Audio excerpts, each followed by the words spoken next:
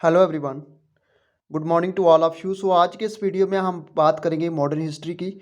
और modern history की बात करें तो 1885 से लेकर 1947 तक 200 से ज़्यादा जो हम इसमें एमसीक्यूज़ और प्लस वन लाइनर क्वेश्चंस को कवर करेंगे। आपके सभी एग्जाम्स के लिए काफ़ी ज़्यादा इंपॉर्टेंट रहने वाला है। अगर आप जेके एसएसबी की किसी भी एग्जाम की तैयारी कर रहे हैं, एसएससी, सीजीएल, रेलवे या ग्रुप डी या किसी भी एग्जाम की तैयारी कर रहे हैं, तो सभी एग्जाम्स के लिए जी काफ़ी ज़्यादा इंपॉर्टेंट क्वेश्चन रहने वाले हैं। तो इस वीडियो को स्टार्टिंग से लेकर अंत तक जरूर देखिएगा। अगर आप पहली बार इस चैनल पर विजिट कर रहे हैं तो do like and subscribe my YouTube. Question रहेगा, who establish the Indian national Congress in 1885। तो आपको पता होगा इंडियन नेशनल कांग्रेस का जो फॉर्मेशन हुई थी ये 1885 में हुई थी। तो किसने इस्टेब्लिश किया था इसको? सो आंसर बनेगा ए.ओ. ह्यूम। ए.ओ. ह्यूम थे फाउंडर इंडियन नेशनल कांग्रेस के। सो आंसर बनेगा first A O. Hume. Second question आपका, when was the first session of the Indian national Congress conducted. पहला सेशन जो था कांग्रेस इंडियन नेशनल कांग्रेस का कब हुआ था? जी सेशन फर्स्ट सेशन जो हुआ था ये हुआ था 28 दिसंबर 1885। 1885 को फर्स्ट जो सेशन हुआ था इंडियन नेशनल कांग्रेस का। उसके बाद बात करेंगे फर्स्ट प्रेसिडेंट कौन थे इंडियन नेशनल कांग्रेस के, आईएनसी के first president. So first president थे भूमेश चंद्र बैनर्जी। भूमेश चंद्र बैनर्जी थे first president Indian national Congress के।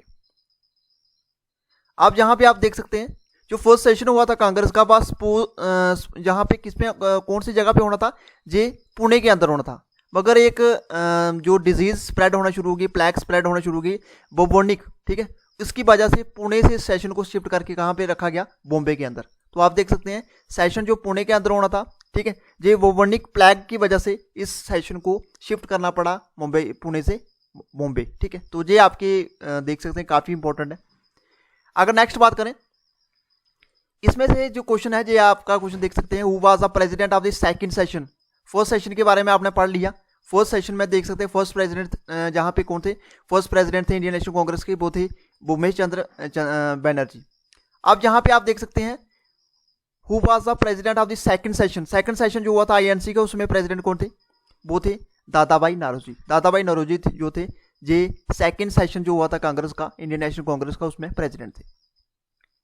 अब यहाँ पे इंपॉर्टेंट है किसने डिमांड किया गया था, किसके द्वारा डिमांड की गई थी? स्वराज जो है एक नेशनल गोल है फॉर द फर्स्ट टाइम। पहली बार किसने ये बोला था? ये डिमांड की गई थी दादाभाई नौरोजी के द्वारा। Who demanded swaraj as the national goal for the first time? That is Dadabhai Naoroji. उसके बाद अगर हम बात करें, जहां पे बताया गया है viceroy of India.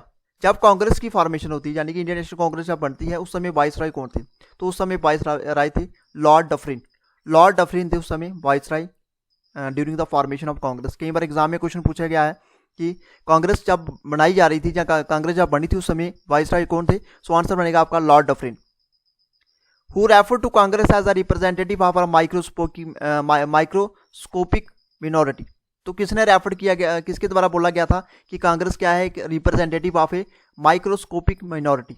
So answer रहेगा जहां पे लॉर्ड डफरिन के द्वारा। उसके बाद अगर बात करें इनिशियली क्या होता है, जो नेम था आईएनसी का, इंडियन नेशनल कांग्रेस का पहले नेम क्या हुआ था? पहले नेम था इंडियन नेशनल यूनियन।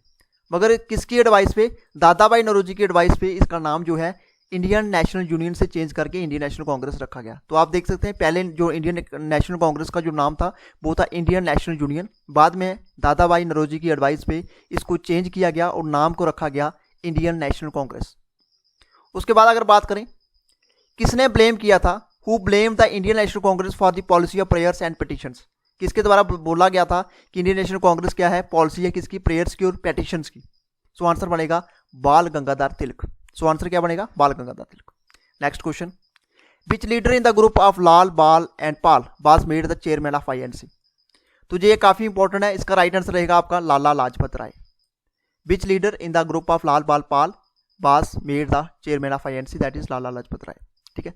तो लाल बाल पाल, एक आपको लाल का नाम पूरा पता हो गया, बाल और पाल का पूरा क्या नाम है ये आप कमेंट बॉक्स में जरूर बताइएगा। नेक्स्ट, अब जहां पे देख सकते हैं बाल गंगाधर तिलक के द्वारा कभी भी उनको अपॉइंट नहीं किया गया है प्रेसिडेंट इंडियन नेशनल कांग्रेस का।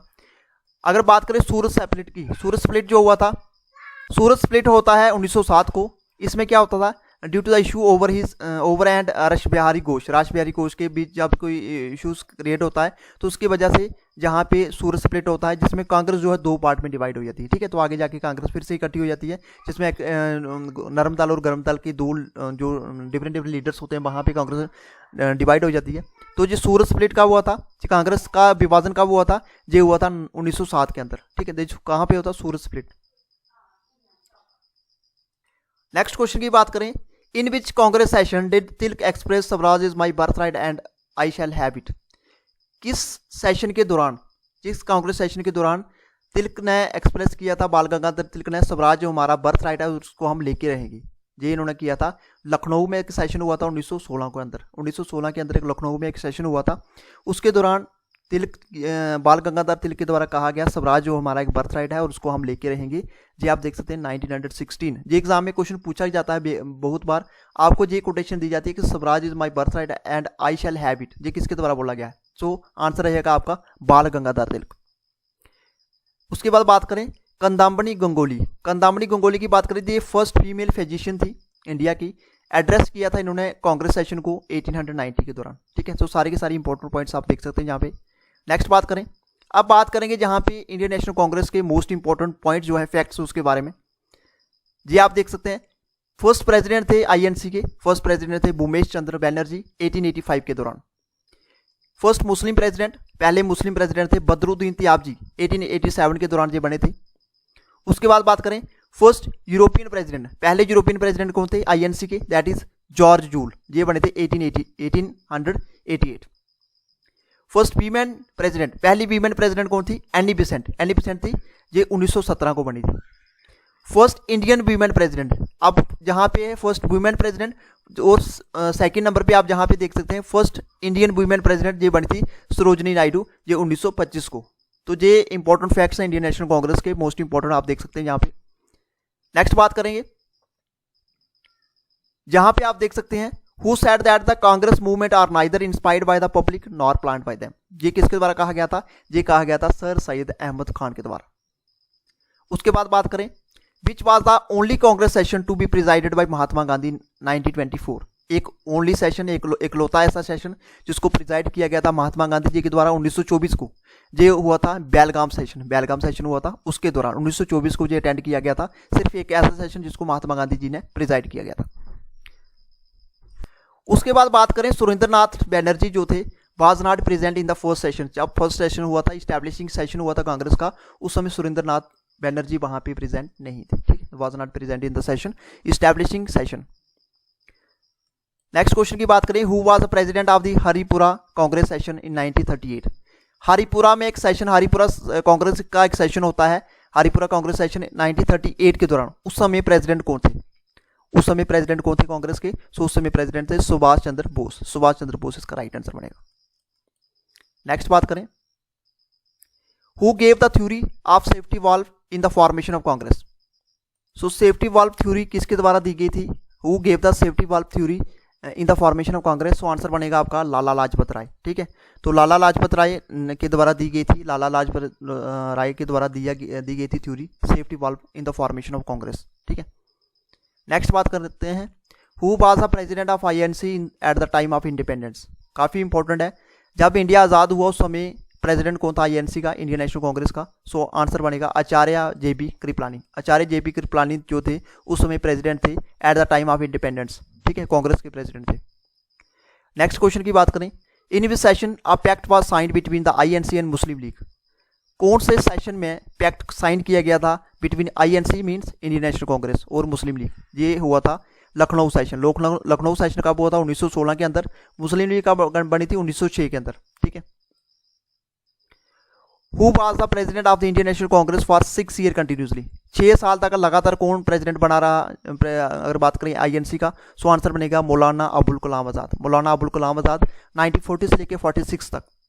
आज का सबसे फर्स्ट क्वेश्चन है, आप साथ साथ में कमेंट बॉक्स में इसका आंसर जरूर बताते जाइएगा। सो फर्स्ट क्वेश्चन रहेगा आपके लिए during the tenure which viceroy did the partition of Bengal happened. तो आपने जहाँ पे बताना कि वाइसराय के बारे में, किस वाइसराय के दौरान या किस वाइसराय के टेन्योर के दौरान जो बंगाल का पार्टीशन वो हुआ था। सो आंसर रहेगा आपका लॉर्ड कर्जन। कई बार एग्जाम में क्वेश्चन, कई बार क्या बहुत बार इसमें क्वेश्चन रिपीट हो चुका है कि जब बंगाल का पार्टीशन हुआ तो उस समय वाइसराय कौन थे, तो लॉर्ड कर्जन इसका राइट आंसर रहेगा। Next question, from which state was the Bengal partition effective. ये आपने जहाँ पे क्वेश्चन था कि वाइसराय कौन था, जहाँ पे क्वेश्चन पूछा गया कौन सी डेट को बंगाल का जो पार्टीशन हुआ था, तो आंसर रहेगा आपका 16 अक्टूबर 1905। 16 अक्टूबर 1905 को बंगाल का पार्टीशन होता है। Then next question, what was the major objective of partition in Bengal. आपने देखा होगा थ्योरी वाले वीडियोस में देखा होगा कि मेजर ऑब्जेक्टिव क्या था। अगर ब्रिटिशर चाहते थे कि ब्रिटिशर ने अगर बंगाल का पार्टीशन किया तो क्यों किया, उसके पीछे रीज़न ये था कि बंगाल को कमज़ोर करना, ठीक है। उसके बाद to nerve the centre of Indian nationalism. बहुत सारे लोग जहाँ पे आपको देखने को मिले होंगे, देखा होगा आपने, न्यूज़ में देखा होगा, जहाँ आपने वीडियोज़ में देखा होगा कि इसमें क्या हुआ था कि बंगाल के अंदर बहुत ज़्यादा यूनिटी जो हो गई थी, इस यूनिटी को तोड़ने के लिए बंगाल में जहाँ पे पार्टीशन ऑफ बंगाल किया गया 1905 के दौरान। आप जहाँ पे देख सकते हैं पार्टीशन ऑफ बंगाल जो था उसको अनाउंस किया गया 20 जुलाई 1905 को।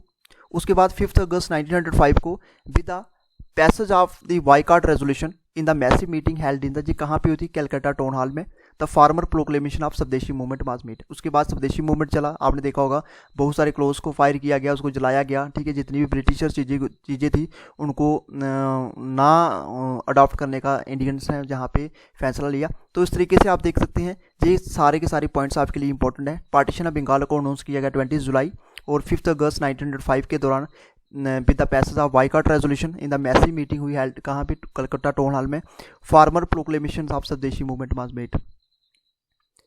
आप जहाँ पे देख सकते हैं पार्टीशन किया गया बंगाल का पार्टीशन किया गया दो पार्ट में, एक को रखा गया वेस्ट बंगाल और एक को रखा गया ईस्ट बंगाल। वेस्ट बंगाल में कौन कौन से पार्ट थे, एक था बंगाल, एक था बिहार, एक था उड़ीसा। ये सारा का सारा जो एरिया था ये हिंदू मेजोरिटी रीजन था। सेकंड नंबर पे रखा गया ईस्ट बंगाल और असम, ये ईस्ट बंगाल के अंदर आ गया, और जहाँ पे ये सारा का सारा एरिया जो था मुस्लिम मेजोरिटी रीजन था, यानी कि इंडियन को डिवाइड किया गया इन्होंने हिंदू और मुस्लिम में। तो इस तरीके से पार्टीशन ऑफ बंगाल किया गया, ठीक है। तो आप देख सकते हैं वेस्ट बंगाल और ईस्ट बंगाल दो पार्ट में इसको डिवाइड किया गया।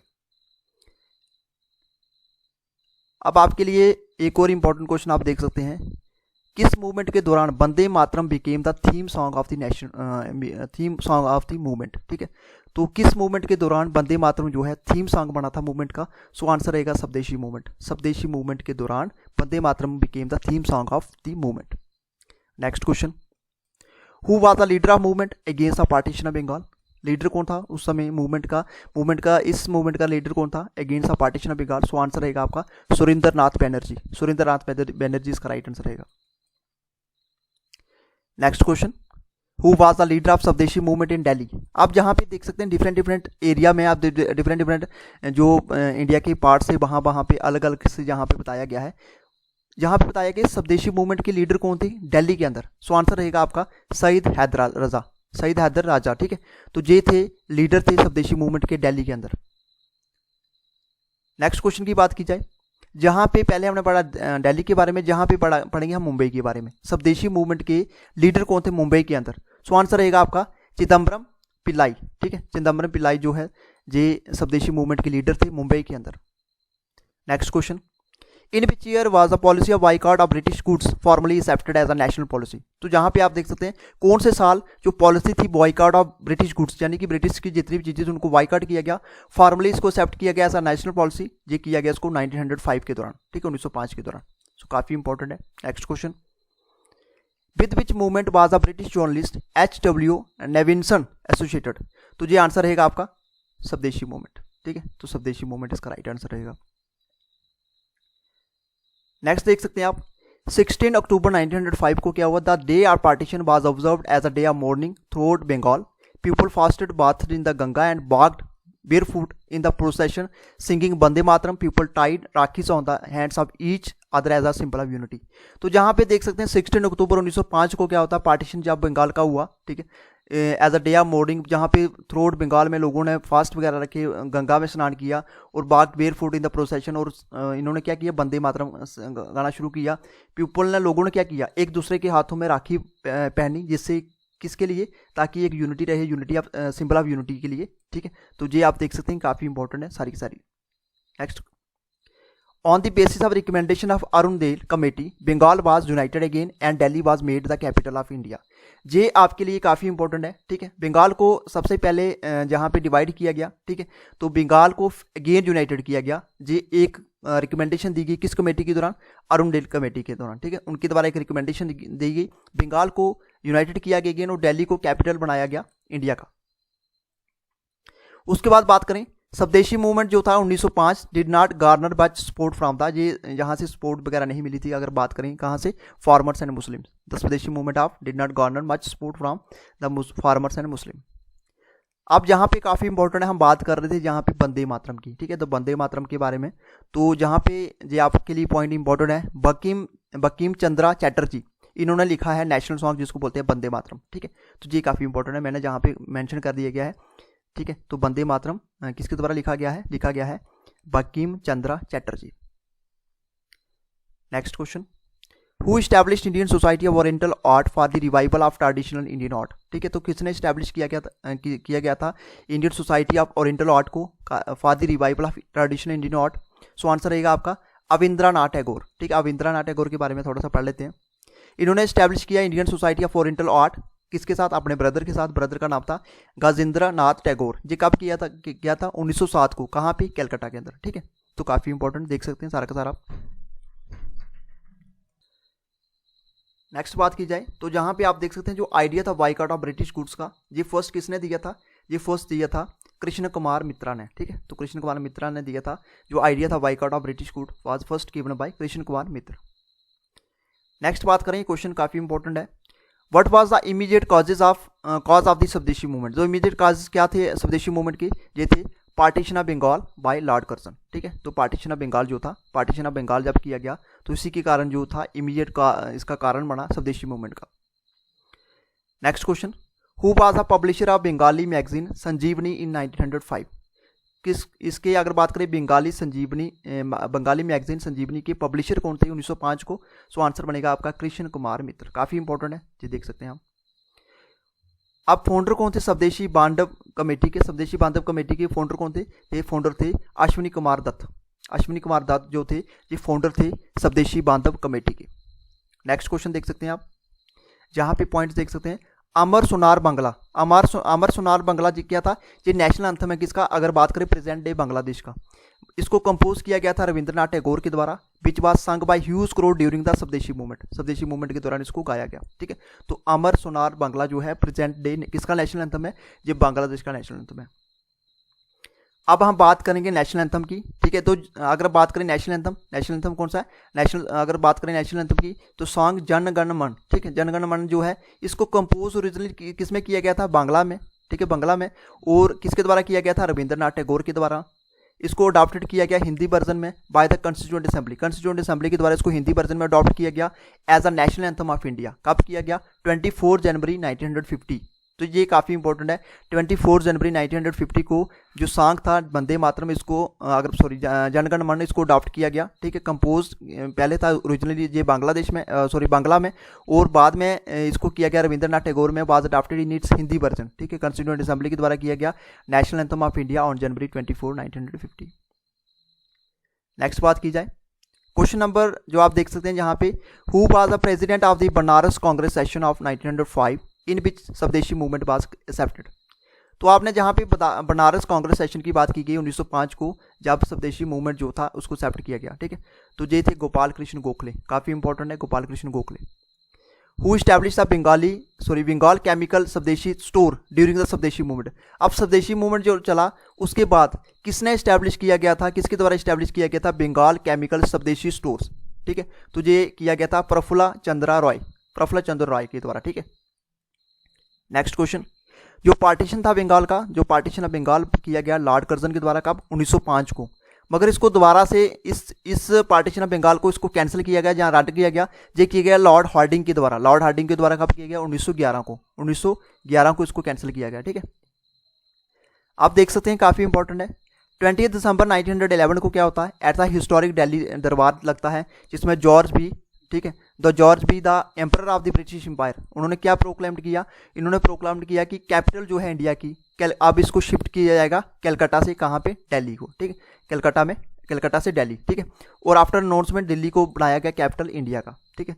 तो ये देख सकते हैं जहाँ पे मैं आपके लिए क्वेश्चन जहाँ पे छोड़ रहा हूँ कि दिल्ली जो है, दिल्ली की अगर बात की जाए तो कौन से जहाँ पे कब इसको एग्जैक्ट डेट बतानी है, कौन से ईयर इसको कैपिटल बनाया गया इंडिया का, ठीक है।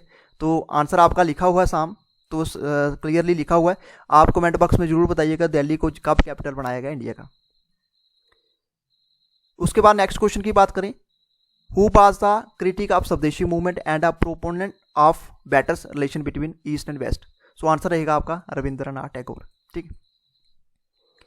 अब जहाँ पे क्वेश्चन है आपके लिए, हु वाज द एलजी यानी कि lieutenant governor of Bengal during the partition of Bengal. तो पार्टीशन ऑफ बंगाल के दौरान कौन था गवर्नर, ये थे sir Andrew Fraser. Sir Andrew Fraser जो थे, who was the LG of Bengal during the partition of Bengal.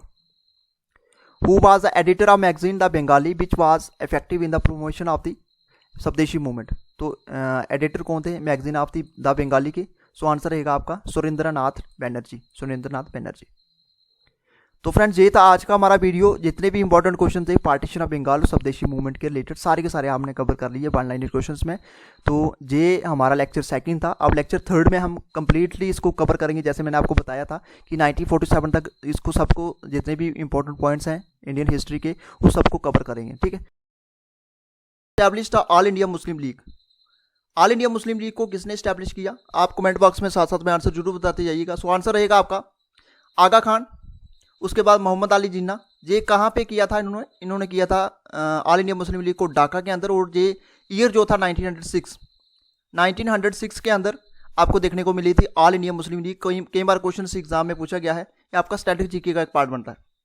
Next question, who was the first president of the Muslim league.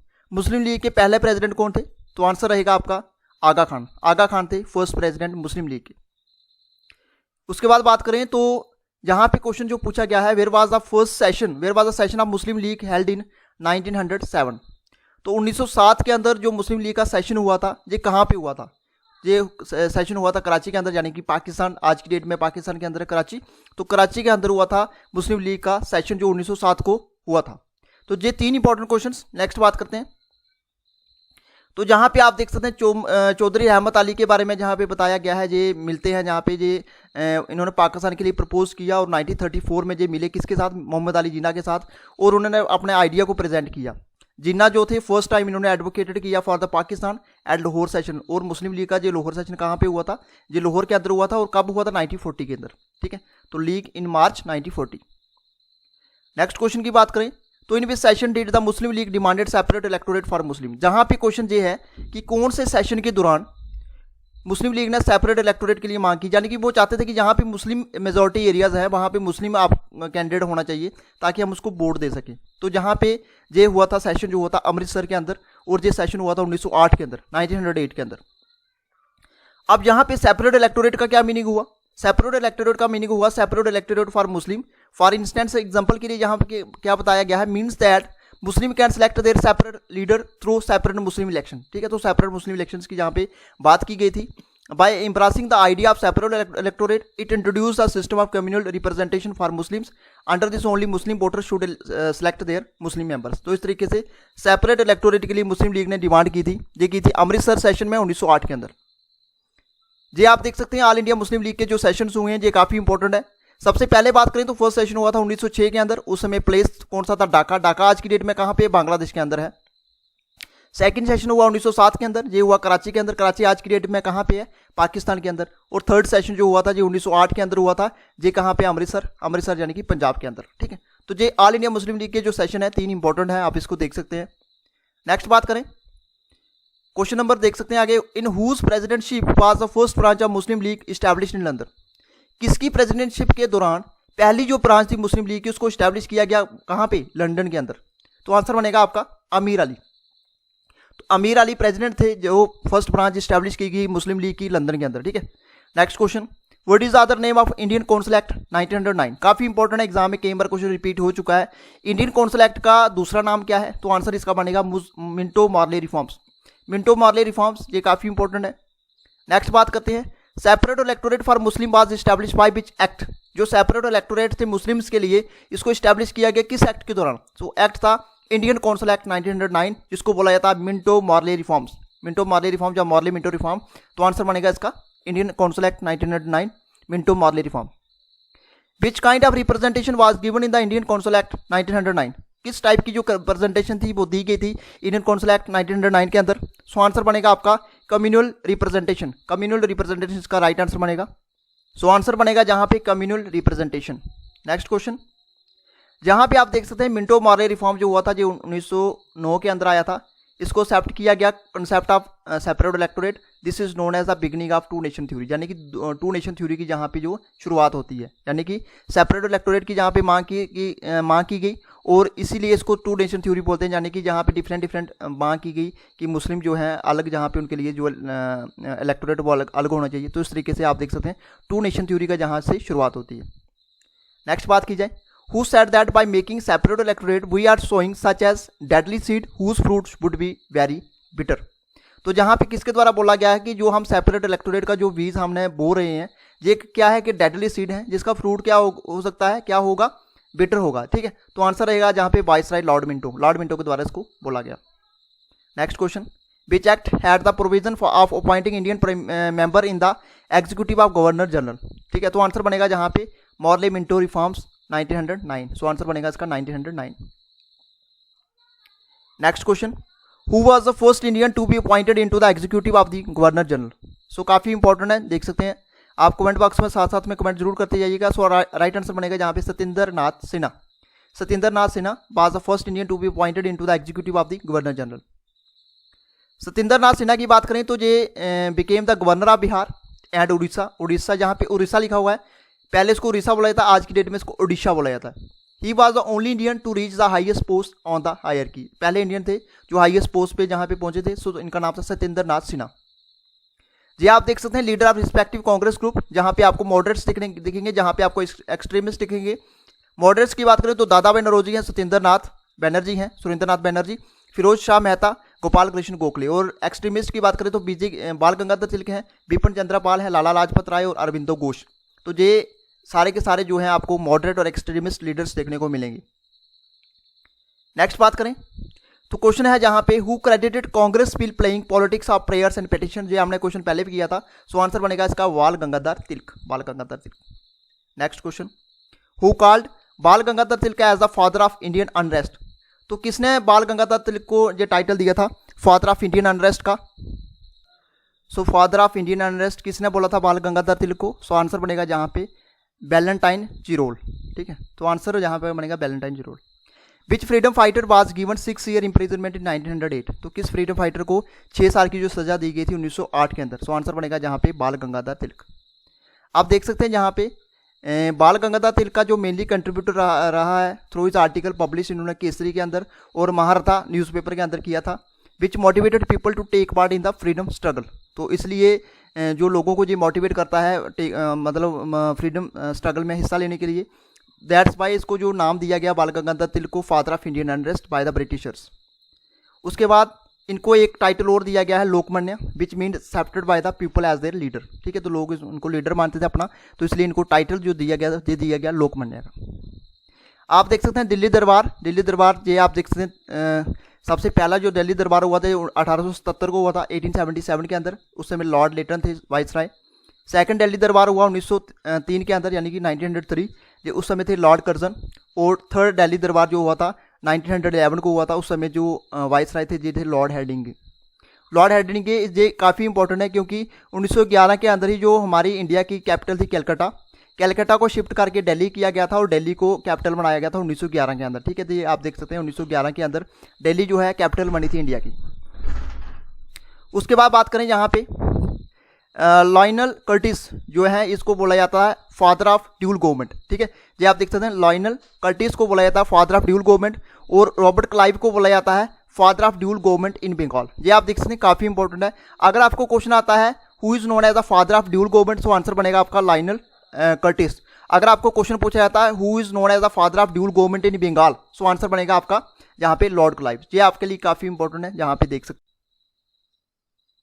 आज का क्वेश्चन नंबर फर्स्ट है Lucknow session 1916 of Congress is related to, जो Lucknow session होता है 1916 को, ये जो कांग्रेस का सेशन होता है ये किससे रिलेटेड है? ये रिलेटेड है पैक्ट बिटवीन कांग्रेस एंड मुस्लिम लीग। ये काफ़ी इंपॉर्टेंट है, देख सकते हैं 1916 जो कांग्रेस सेशन है ये रिलेटेड है pact between Congress and Muslim league. Second question, who was the president of the Lucknow session of Indian national Congress in 1916? तो 1916 की जहाँ पे बात की गई उस समय कौन से प्रेसिडेंट, कौन से आईएनसी के? सो आंसर बनेगा आपका अंबिका चरण मजूमदार। ठीक है, अंबिका चरण मजूमदार जो थे उस टाइम के प्रेसिडेंट थे आईएनसी के 1916। Third question, in which session did the moderate and extremist reconciled after Surat split? अब सूरत स्प्लिट के बारे में आपने देखा होगा 1907 को कांग्रेस में क्या होता है, दो पार्ट में कांग्रेस डिवाइड हो जाती है, एक एक्सट्रीमिस्ट एक मॉडरेट्स। ठीक है, तो उसके बाद फिर जो है वापिस से जो मॉडरेट्स और एक्सट्रीमिस्ट इकट्ठे हो जाते हैं, तो कौन सा सेशन होता है? ठीक है, तो in which session did the moderates and extremist reconciled after Surat split? तो आंसर रहेगा आपका लखनऊ सेशन। ठीक है, तो 1916 के अंदर वापिस से इकट्ठे हो जाते हैं एक्सट्रीमिस्ट और मॉडरेट्स, जो कि 1907 में सूरत स्प्लिट की वजह से आपस में डिवाइड हो जाते हैं। Next question, who reconciled between Muslim league and Congress in 1916? So answer बनेगा आपका बाल गंगाधर तिलक। काफी इंपॉर्टेंट, आप देख सकते हैं जहां पे सरोजनी नायडू ने जिन्ना को क्या बोला था, ambassador of unity for his role in unifying Congress and league. तो जहां पे क्वेश्चन आपको पूछा जा सकता है एम्बेसडर ऑफ यूनिटी जो है जिन्ना को किसने बोला था, जो आंसर बनेगा आपका Sarojini Naidu call Jinnah and ambassador of unity. Next बात करें क्वेश्चन की, which decision taken by Congress in 1916 had major for reaching result? So answer बनेगा आपका acceptance of demand of separate electorate by Muslims. ठीक है, तो इसमें से आप चीज काफी इंपॉर्टेंट है जहां पे इस डिमांड को माना गया, कौन सी? सेपरेट इलेक्टोरेट बाय मुस्लिम्स के लिए। Next question, who called Mohammad Ali Jinnah in the messenger of Hindu Muslim unity? ये काफी इंपॉर्टेंट है, वैसे सेम क्वेश्चन ही आपके लिए रहेगा। तो किसने मोहम्मद अली जिन्ना को बोला था messenger of Hindu Muslim unity के लिए? सो आंसर बनेगा आपका सरोजनी नायडू ने बोला था मोहम्मद अली जिन्ना को in the messenger of Hindu Muslim unity. Next question, from where was the concept of home rule league taken? कौन से कहाँ से लिया गया है कंसेप्ट? अगर बात करें होम रूल लीग की, तो आंसर बनेगा आपका आयरलैंड से लिया गया है ये concept home rule league. Next question, which movement became famous in India after the first world war? So first world war कब होती है? फर्स्ट वर्ल्ड वार होती है 1914 से लेके 1918। ठीक है, तो 1918 जो फर्स्ट वर्ल्ड वार हुई थी, जहां पे क्वेश्चन पूछा गया है किस मूवमेंट, कौन सी जो मूवमेंट है वो फेमस हुई थी इंडिया में after the first world war? So answer बनेगा आपका होम रूल मूवमेंट। ठीक है, next question, from the medium of which weekly magazine did Annie Besant demanded self government? ठीक है, तो जहां पे बात की गई है मीडियम ऑफ कौन सी वीकली जो मैगजीन थी जहां पे एनी बेसेंट ने जहां से जिसके अकॉर्डिंगली डिमांड की थी सेल्फ गवर्नमेंट की? सो आंसर बनेगा आपका कॉमनवेल्थ। अब जहां पे कॉमनवेल्थ के बारे में थोड़ा पढ़ लेते हैं। कॉमनवेल्थ क्या है? एक ब्रिटिश सोशलिस्ट न्यूज़पेपर है जिसको फाउंड किया गया था 1885 के दौरान, किसके द्वारा? By new born socialist league. इसका एम क्या था? Where to spread socialist views and to win over new recruits. तो ये इसका एम था और 1885 के अंदर इसको फाउंड किया गया था। नेक्स्ट बात करें, तिलक का मीनिंग क्या हुआ? बाल गंगाधर तिलक ने सेटअप किया होम रूल लीग कब किया? अप्रैल 1916 को। और ये कहां तक रिस्ट्रिक्टेड था? महाराष्ट्र के अंदर एक्सक्लूडिंग बॉम्बे। ठीक है, कर्नाटका और सेंट्रल प्रोविंसेस एंड बिरार। एनी बेसेंट ने जो सेटअप किया लीग को, ये किया सितंबर 1916 को। ये कहां तक स्प्रेड था? मद्रास, और कवर्ड किया था rest of India including Bombay. ठीक है, तो आप देख सकते हैं दो जो मूवमेंट आपको देखने को मिलेंगे। बाल गंगाधर तिलक ने स्टार्ट किया, जहां पे आप देख सकते हैं अप्रैल 1916 को, और एनी बेसेंट ने स्टार्ट किया सितंबर 1916 को। नेक्स्ट बात करते हैं, who established home rule league in America in 1915? USA के अंदर 1915 को किसने स्टार्ट किया था? किसने एस्टैब्लिश किया होम रूल लीग? सो आंसर बनेगा आपका लाला लाजपत राय। आप देख सकते हैं 2 जनवरी 1916 Indian home rule was established at London. ये किया था with D Graham Pole as general secretary. ठीक है, आप जहां पे देख सकते हैं जो वर्ड है होम रूल, ये कौन सा ओरिजिन है? जैसे मैंने आपको बताया आयरिश ओरिजिन है, आयरलैंड से लिया गया है। और वर्ड जो क्या रेफर करता है, सेल्फ रूल के बारे में बात करता है। Home rule league was establish bye, किसके द्वारा एस्टैब्लिश किया गया था उसको, रेडमाउंट के द्वारा। और उसके बाद बात करें लॉर्ड चैम्सफोर्ड वाइसराय थे 1916 की बात करें, when home rule movement was undertaken in India. तो ये आप देख सकते हैं वाइसराय आपको आने चाहिए, लॉर्ड चैम्सफोर्ड थे वाइसराय उस समय, और 1916 को जब होम रूल मूवमेंट इंडिया के अंदर आपको देखने को मिला। आप ये देख सकते हैं, आपको थोड़ा सा मैं आपको डिफरेंस बताने की यहाँ पे कोशिश करूंगा। आप देख सकते हैं होम रूल मूवमेंट, जो तिलक का होम रूल लीग था ये आया था अप्रैल 1916 को, जैसे मैंने आपको बताया। एनी बेसेंट का जो आया था ये होम रूल लीग ये आया था सितंबर 1916 को। आपको ईयर एक सेम ही है, ये आपको मंथ में थोड़ी सी वेरिएशन देखने को मिलेगी, अप्रैल एंड सितंबर। अब तिलक के द्वारा जो होम रूल लीग स्टार्ट किया गया जी कौन से रीजन तक सीमित था, ये था महाराष्ट्र और कर्नाटका तक। अगर हम बात करें एनी बेसेंट के द्वारा चलाया गया मद्रास, तमिलनाडु। थर्ड हम बात करें तिलक होम रूल लीग की, ये इसका हेडक्वार्टर था बेलगाम कर्नाटका के अंदर, और हेडक्वार्टर इनका था इधर मद्रास के अंदर, ठीक है। इनके हेड की बात करें तो हेड थे NC Kelkar and Joseph Baptista, ठीक है। और अगर Annie Besant home rule league की बात करें तो इनके जो हेड थे वो थे जॉर्ज अरुंडेल। अब इनका ऑब्जेक्टिव क्या था, तिलक होम रूल लीग का क्या ऑब्जेक्टिव था, उनका था कि स्वराज जो है स्वराज एज वर्थ राइट, और इनका ऑब्जेक्टिव था क्या करना, सेल्फ रूल को इस्टेब्लिश करना। और जर्नल्स की बात करें तो ये जर्नल्स आप देख सकते हैं बाल गंगाधर तिलक के थे, महारथा एंड केसरी, और जहाँ पे आप देख सकते हैं एनी बेसेंट के जो इन्होंने जहाँ पे बताया कॉमनवेल्थ एंड न्यू इंडिया, ये आपके लिए काफ़ी इंपॉर्टेंट है, जहाँ पे आप देख सकते हैं सारे का सारा। नेक्स्ट बात करते हैं, Annie Besant along with her companion BP Wadia and George Arundale arrested हुए कब, जून 1916 को, as a simple of defence, and Subramaniam Iyer returned his knighthood, ठीक है। तो आप देख सकते हैं सारा का सारा इंपॉर्टेंट है। Home rule agitation was later joint, किसके द्वारा ज्वाइंट किया गया, मोतीलाल नेहरू के द्वारा, जवाहरलाल नेहरू, उसके बाद वालूभाई देसाई, चित्तरंजन दास, मदन मोहन मालवीय, मोहम्मद अली जिन्ना, तेज बहादुर सप्रू एंड लाला लाजपत राय। सबसे पहले हम बात करेंगे रोलाट एक्ट के बारे में। रोलाट एक्ट क्या है, रोलाट एक्ट इसलिए इंपॉर्टेंट है क्योंकि रोलाट एक्ट के बेसिस के ऊपर ही जलियांवाला बाग जो है मास्कर हुआ था, उसके बारे में हम आगे अपने डिटेल में इसको कवर करेंगे। अगर हम बात करें जो एक्ट जो था रोलाट एक्ट, इसको पास किया गया रोलाट कमेटी के द्वारा, जिसको प्रिजाइड किया सर सिडनी रोलाट ने। उसके बाद ये क्या अथोराइज करता था, ये अथोराइज करता था arrest for 2 year without trial of any person suspected of terrorism living in British India. तो सिंपल सा ये मीनिंग था, रोलाट एक्ट के अंदर जो भी पर्सन, कोई भी पर्सन अगर ब्रिटिश इंडिया के अंदर रह रहा है, कोई पर्सन टेररिज्म में सस्पेक्टेड है, पाया जाता है कोई किसी ने ऐसा कोई काम किया हुआ है अगेंस्ट गवर्नमेंट, तो उसको 2 साल तक उसको बिना किसी ट्रायल के उसको रखा जाएगा। तो मेन मकसद यही था रोलाट एक्ट का, यानी कि लोगों को दबाया जा सके, लोग आंदोलन ना करें, तो मेन मकसद रोलाट एक्ट का यही था, ठीक है। अब ये बात करेंगे, ये रोलाट एक्ट जो है ये लाया गया anarchical and revolutionary crimes act के अंदर 1919, यानी कि 1919 को लाया गया। पॉपुलरली इसको बुलाया जाता है Rowlatt act, was a law that applied in British India.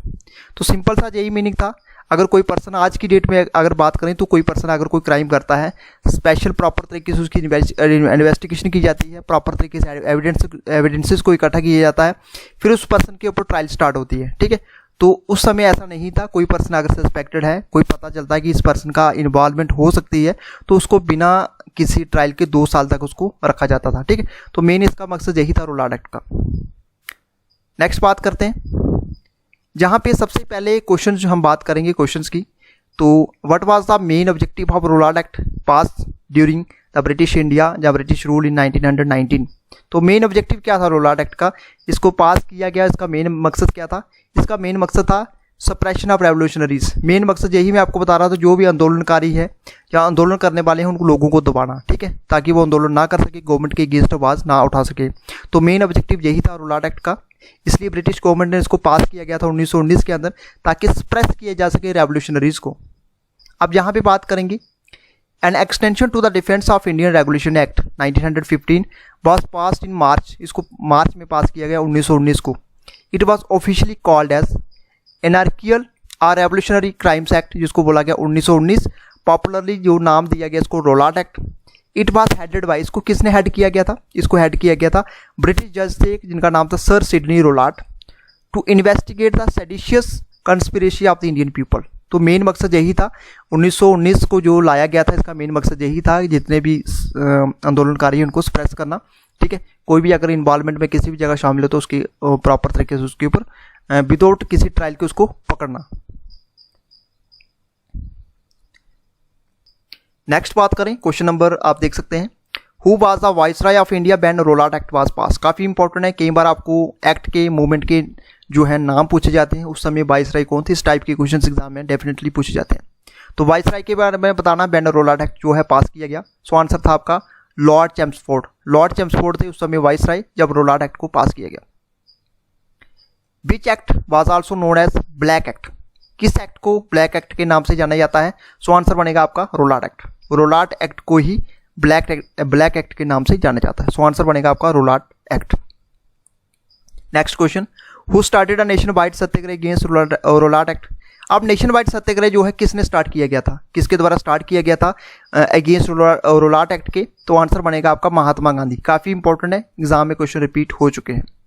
Next question, who suggested not to pay taxes in support of the revolt against Rowlatt act. ठीक है, तो किसने सुजेस्ट किया गया था, किसके द्वारा सुजेस्ट किया गया था कि टैक्सेस पे नहीं करने हैं in support of the revolt against Rowlatt act, so answer बनेगा आपका ऑप्शन, यहाँ पे आप देख सकते हैं स्वामी श्रद्धानंद। ठीक है, स्वामी श्रद्धानंद के द्वारा ये बात बताई गई थी, suggested not to pay taxes in support of the revolt against Rowlatt act. Next question की बात करें, which incident preceded the Jallianwala Bagh massacre. तो कौन सा इंसिडेंट है वो प्रीसीडेड करता है जलियांवाला बाग मास्कर को, सो आंसर बनेगा आपका रोलाट एक्ट। ठीक है, तो पहले आप देख सकते हैं, पहले क्या आया, पहले आया रोलाट एक्ट, फिर आता है आपका Jallianwala Bagh massacre. When did the fateful event of Jallianwala Bagh massacre happen. तो जलियांवाला बाग मास्कर कब हुआ था, ये हुआ था 13 अप्रैल 1919। ठीक है, 13 अप्रैल 1919 को जलियांवाला बाग मास्कर हुआ था। आप देख सकते हैं जहाँ पे कुछ पॉइंट्स की बात करेंगे हम। 13 अप्रैल 1919 को क्या होता है, दो नेशनल लीडर थे जिनका नाम था सैफुद्दीन किचलू और डॉक्टर सत्यपाल, इनको अरेस्ट किया गया without any provocation except that they had address protest meeting and were taken to unknown destination. This happen to be Baisakhi. Baisakhi के दिन इनको पकड़ा गया and people from near by villages also came to celebrate Baisakhi. काफ़ी ज़्यादा वहाँ पे लोग आए थे, बैसाखी को सेलिब्रेट कर रहे थे। उसी टाइम दो लीडर्स को पकड़ा गया जिनका नाम था सैफुद्दीन किचलू एंड डॉक्टर सत्यपाल मलिक। ठीक है, उनको अरेस्ट किया गया। ठीक है, तो ये आप डेट देख सकते हैं 13 अप्रैल 1919। और उसके बाद बात करें तो the troops of brigadier general Dyer block the only exit point and open fire on the unarmed crowd. ठीक है, तो जहाँ पे क्या होता है, काफ़ी ज़्यादा लोग इकट्ठे होते हैं, उसके अकॉर्डिंगली जहाँ पे इन दोनों को लोगों को छुड़ाने के लिए, यानी दोनों को निकालने के लिए प्रोटेस्ट किया जा रहा था। ट्रूप जो होते हैं ब्रिगेडियर जनरल डायर के, वो ब्लॉक कर सकते हैं, एक जो एग्जिट पॉइंट होता है उसको ब्लॉक कर देते हैं और ओपन अनआर्म्ड जो क्राउड होता है लोगों के ऊपर वो फायरिंग शुरू कर देते हैं। दिस बिकेम इनफेमस है जलियांवाला बाग मास्कर। तो इसमें बहुत सारे लोग जो है मारे जाते हैं। ठीक है, बहुत सारे लोग इंजर्ड हो जाते हैं। तो ये किसकी वजह से हुआ, जनरल डायर की वजह से। अब कुछ और क्वेश्चंस की बात करेंगे। Who renounced his knighthood after the Jallianwala Bagh massacre, so answer बनेगा आपका Rabindranath Tagore. Next question, who resigned from the executive council of the viceroy after Jallianwala Bagh massacre incident. तो किसने रिजाइन किया गया था, किसके द्वारा रिजाइन दिया गया था executive council of the viceroy, so answer बनेगा आपका आंसर के शंकरन नायर। के शंकर नायर इसका आंसर बनेगा। Next question, which committee was constituted to look into the wrongs of Jallianwala Bagh, तो आंसर बनेगा आपका हंटर कमीशन। तो इसी को कवर करने के लिए आपको हंटर कमीशन भी देखने को मिला। हंटर कमीशन का ईयर कौन सा था, कौन से साल हंटर कमीशन आया, तो ये आप कमेंट बॉक्स में जरूर कमेंट कीजिएगा। Next question, who shot general Dyer in London. General Dyer को लंदन में किसने मारा था, सो मारा था उधम सिंह ने। उधम सिंह एक पैट्रोइड थे, उन्होंने जनरल डायर को कहाँ पे मारा था, लंदन में मारा था। वो आपको डेट एग्जैक्ट याद नहीं रखनी है, वैसे मैं आपको बता देता हूँ 1940 को उधम सिंह ने जनरल डायर को लंदन में जाके मारा था। ठीक है, तो आंसर बनेगा आपका उधम सिंह। अब कुछ और इंपॉर्टेंट पॉइंट्स की बात करें। इंडियन नेशनल कांग्रेस, अगर बात करें इंडियन कांग्रेस की बात करें, इन्होंने अपॉइंटेड किया गया its own non official committee that included, इसमें इन्होंने मोतीलाल नेहरू इंक्लूड किया, CR दास को, अब्बास त्याब जी, उसके बाद MR जयकर और गांधी को। ठीक है, ये इन्होंने इसमें इंक्लूड किया। This view criticise Dyer act as inhuman and said there was no justification no that introduction of martial law in Punjab. तो ये आप देख सकते हैं कुछ एक इंपॉर्टेंट पॉइंट्स हैं इसको आप इसमें देख सकते हैं। नेक्स्ट बात करते हैं। अब जहाँ पे हम आपको सीरियल वाइज बताएंगे कि कौन कौन से इंसिडेंट या कौन कौन से जो मूवमेंट्स आपको देखने को मिले थे। अब 1885 से क्या स्टार्ट होता है, 1885 से कांग्रेस की फॉर्मेशन होती है, और कांग्रेस के जो किसके द्वारा फॉर्म किया गया था, ये किया गया था ए.ओ. ह्यूम, यानी कि फाउंडर थे कांग्रेस के ए.ओ. ह्यूम। 1905 के अंदर क्या होता है, स्वदेशी आंदोलन आता है in oppose to partition of Bengal. Partition होता है बंगाल का, तो बंगाल को 2 पार्ट में डिवाइड किया जाता है। उसी के बेसिस के ऊपर स्वदेशी आंदोलन जो है, वो स्वदेशी मूवमेंट आपको देखने को मिलती है। 1906 के अंदर अकॉर्डिंगली बात करें तो मुस्लिम लीग की फॉर्मेशन होती है, मुस्लिम लीग बनती है। 1907 में क्या होता है, कांग्रेस 2 पार्ट में डिवाइड होती है, जिसको बोला जाता है सूर स्प्लिट, जिसमें कांग्रेस जो है 2 पार्ट्स में डिवाइड होती है, that is moderates and extremist. फिर हम बात करें 1909 की, तो मिंटो मॉर्ले रिफॉर्म आया, जिसको बोला जाता है इंडियन काउंसिल एक्ट। काफ़ी इंपॉर्टेंट, जो भी हमने अपने प्रीवियस वीडियो में इसको डिस्कस किया था। 1911 काफ़ी इंपॉर्टेंट रहेगा आपके लिए, दिल्ली दरबार होता है, जिसमें किंग जॉर्ज बी का कोरोनेशन होता है, ठीक है, और enrolment of partition of Bengal, ठीक है, पार्टीशन ऑफ बंगाल जो होती है उसको रद्द किया जाता है, और ट्रांसफर जो की जाती है कैपिटल, इंडिया की जो कैपिटल थी पहले कोलकाता थी, कोलकाता से दिल्ली की जाती है, यानी कि दिल्ली जो है 1911 के अंदर हमारी कैपिटल बनती है, ठीक है। तो आंसर बनेगा आपका, देख सकते हैं यहाँ पे इंपॉर्टेंट पॉइंट्स हैं। 1916 के अंदर होम रूल मूवमेंट आता है, एक बात करें तो बीजी तिलक के द्वारा स्टार्ट किया गया, बाल गंगाधर तिलक के, एक एनी बेसेंट के द्वारा, जो मैं हमने प्रीवियस वीडियो में हमने उसको पूरा कवर किया था। नेक्स्ट बात करते हैं 1919 की बात करें तो जलियांवाला बाग मास्कर, ये हुआ था 13 अप्रैल 1919। 1920 को होता है नॉन कोऑपरेशन मूवमेंट लॉन्च की जाती है। उसके बाद 1922 को नॉन कोऑपरेशन मूवमेंट के सपोर्ट में जो लोग होते हैं, वो चोरी चोरा इंसिडेंट होता है, जहाँ पे एक पुलिस स्टेशन को जलाया जाता है, बहुत सारे पुलिस कर्मी वहाँ पे जल जाते हैं। इसी को देखते हुए नॉन कोऑपरेशन मूवमेंट को विड्रॉल किया जाता है गांधी जी के द्वारा। तो चोरी चोरा इंसिडेंट जो होता है 1922 को होता है, जिसको बोलते हैं suspension of non cooperation movement, यानी कि इसी के बेसिस के ऊपर नॉन कोऑपरेशन मूवमेंट को यानी कि सस्पेंड कर दिया, खत्म कर दिया गया गांधी जी के द्वारा। 1929 यानी कि 1929 को क्या आता है, डिक्लेरेशन ऑफ पूर्ण स्वराज, और पूर्ण स्वराज की डिक्लेरेशन कब की जाती है, लाहौर सेशन के अंदर, जी कब हुआ था 1919 के अंदर। 1935 की बात करें तो गवर्नमेंट ऑफ इंडिया एक्ट पास किया गया, ठीक है, और 1939 की बात करें तो resignation of Congress ministers after months, ठीक है। 1937 इलेक्शंस की बात करें in oppose of second world war, ठीक है। 22 दिसंबर 1939 observation of day of deliverance, और 1942 को क्या होता है, क्विट इंडिया मूवमेंट लॉन्च किया जाता है।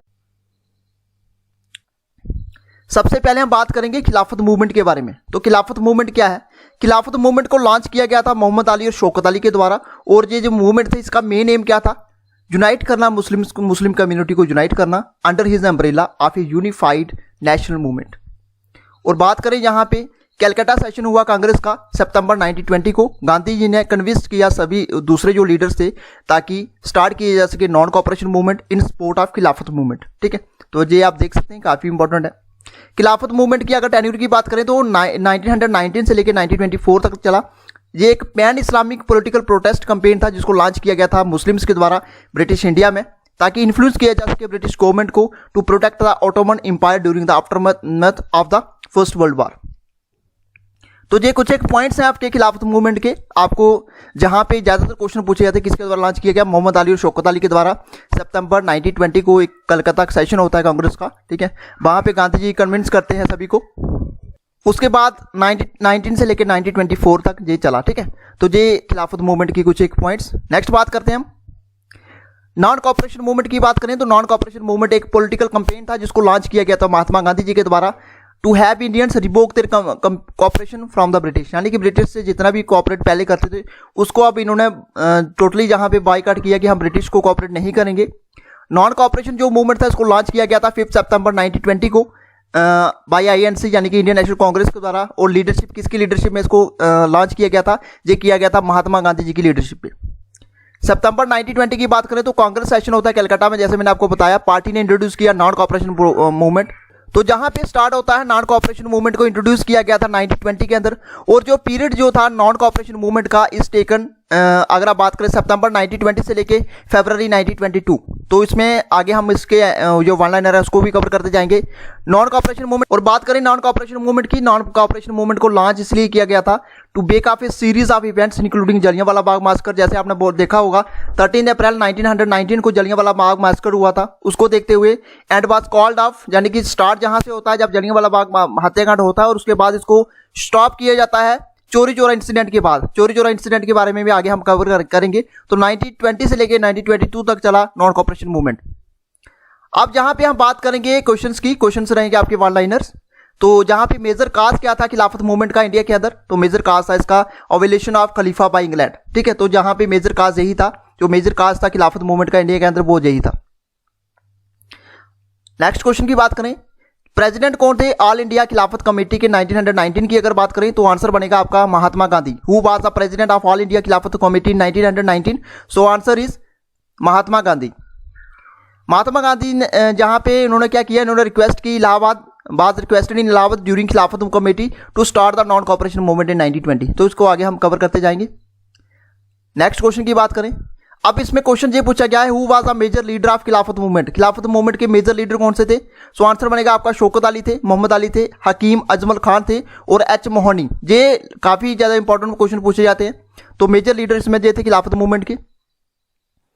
इसके बाद अगर क्वेश्चन, जहां पे एक क्वेश्चन और इंपॉर्टेंट है आपके लिए, फर्स्ट जो नॉन कॉपरेशन मूवमेंट था वो स्टार्ट हुआ था इंडिया में, कब स्टार्ट हुआ, क्या किया गया था उसको? तो स्टार्ट किया गया था अगस्त 11 1920, अगस्त 11 1920।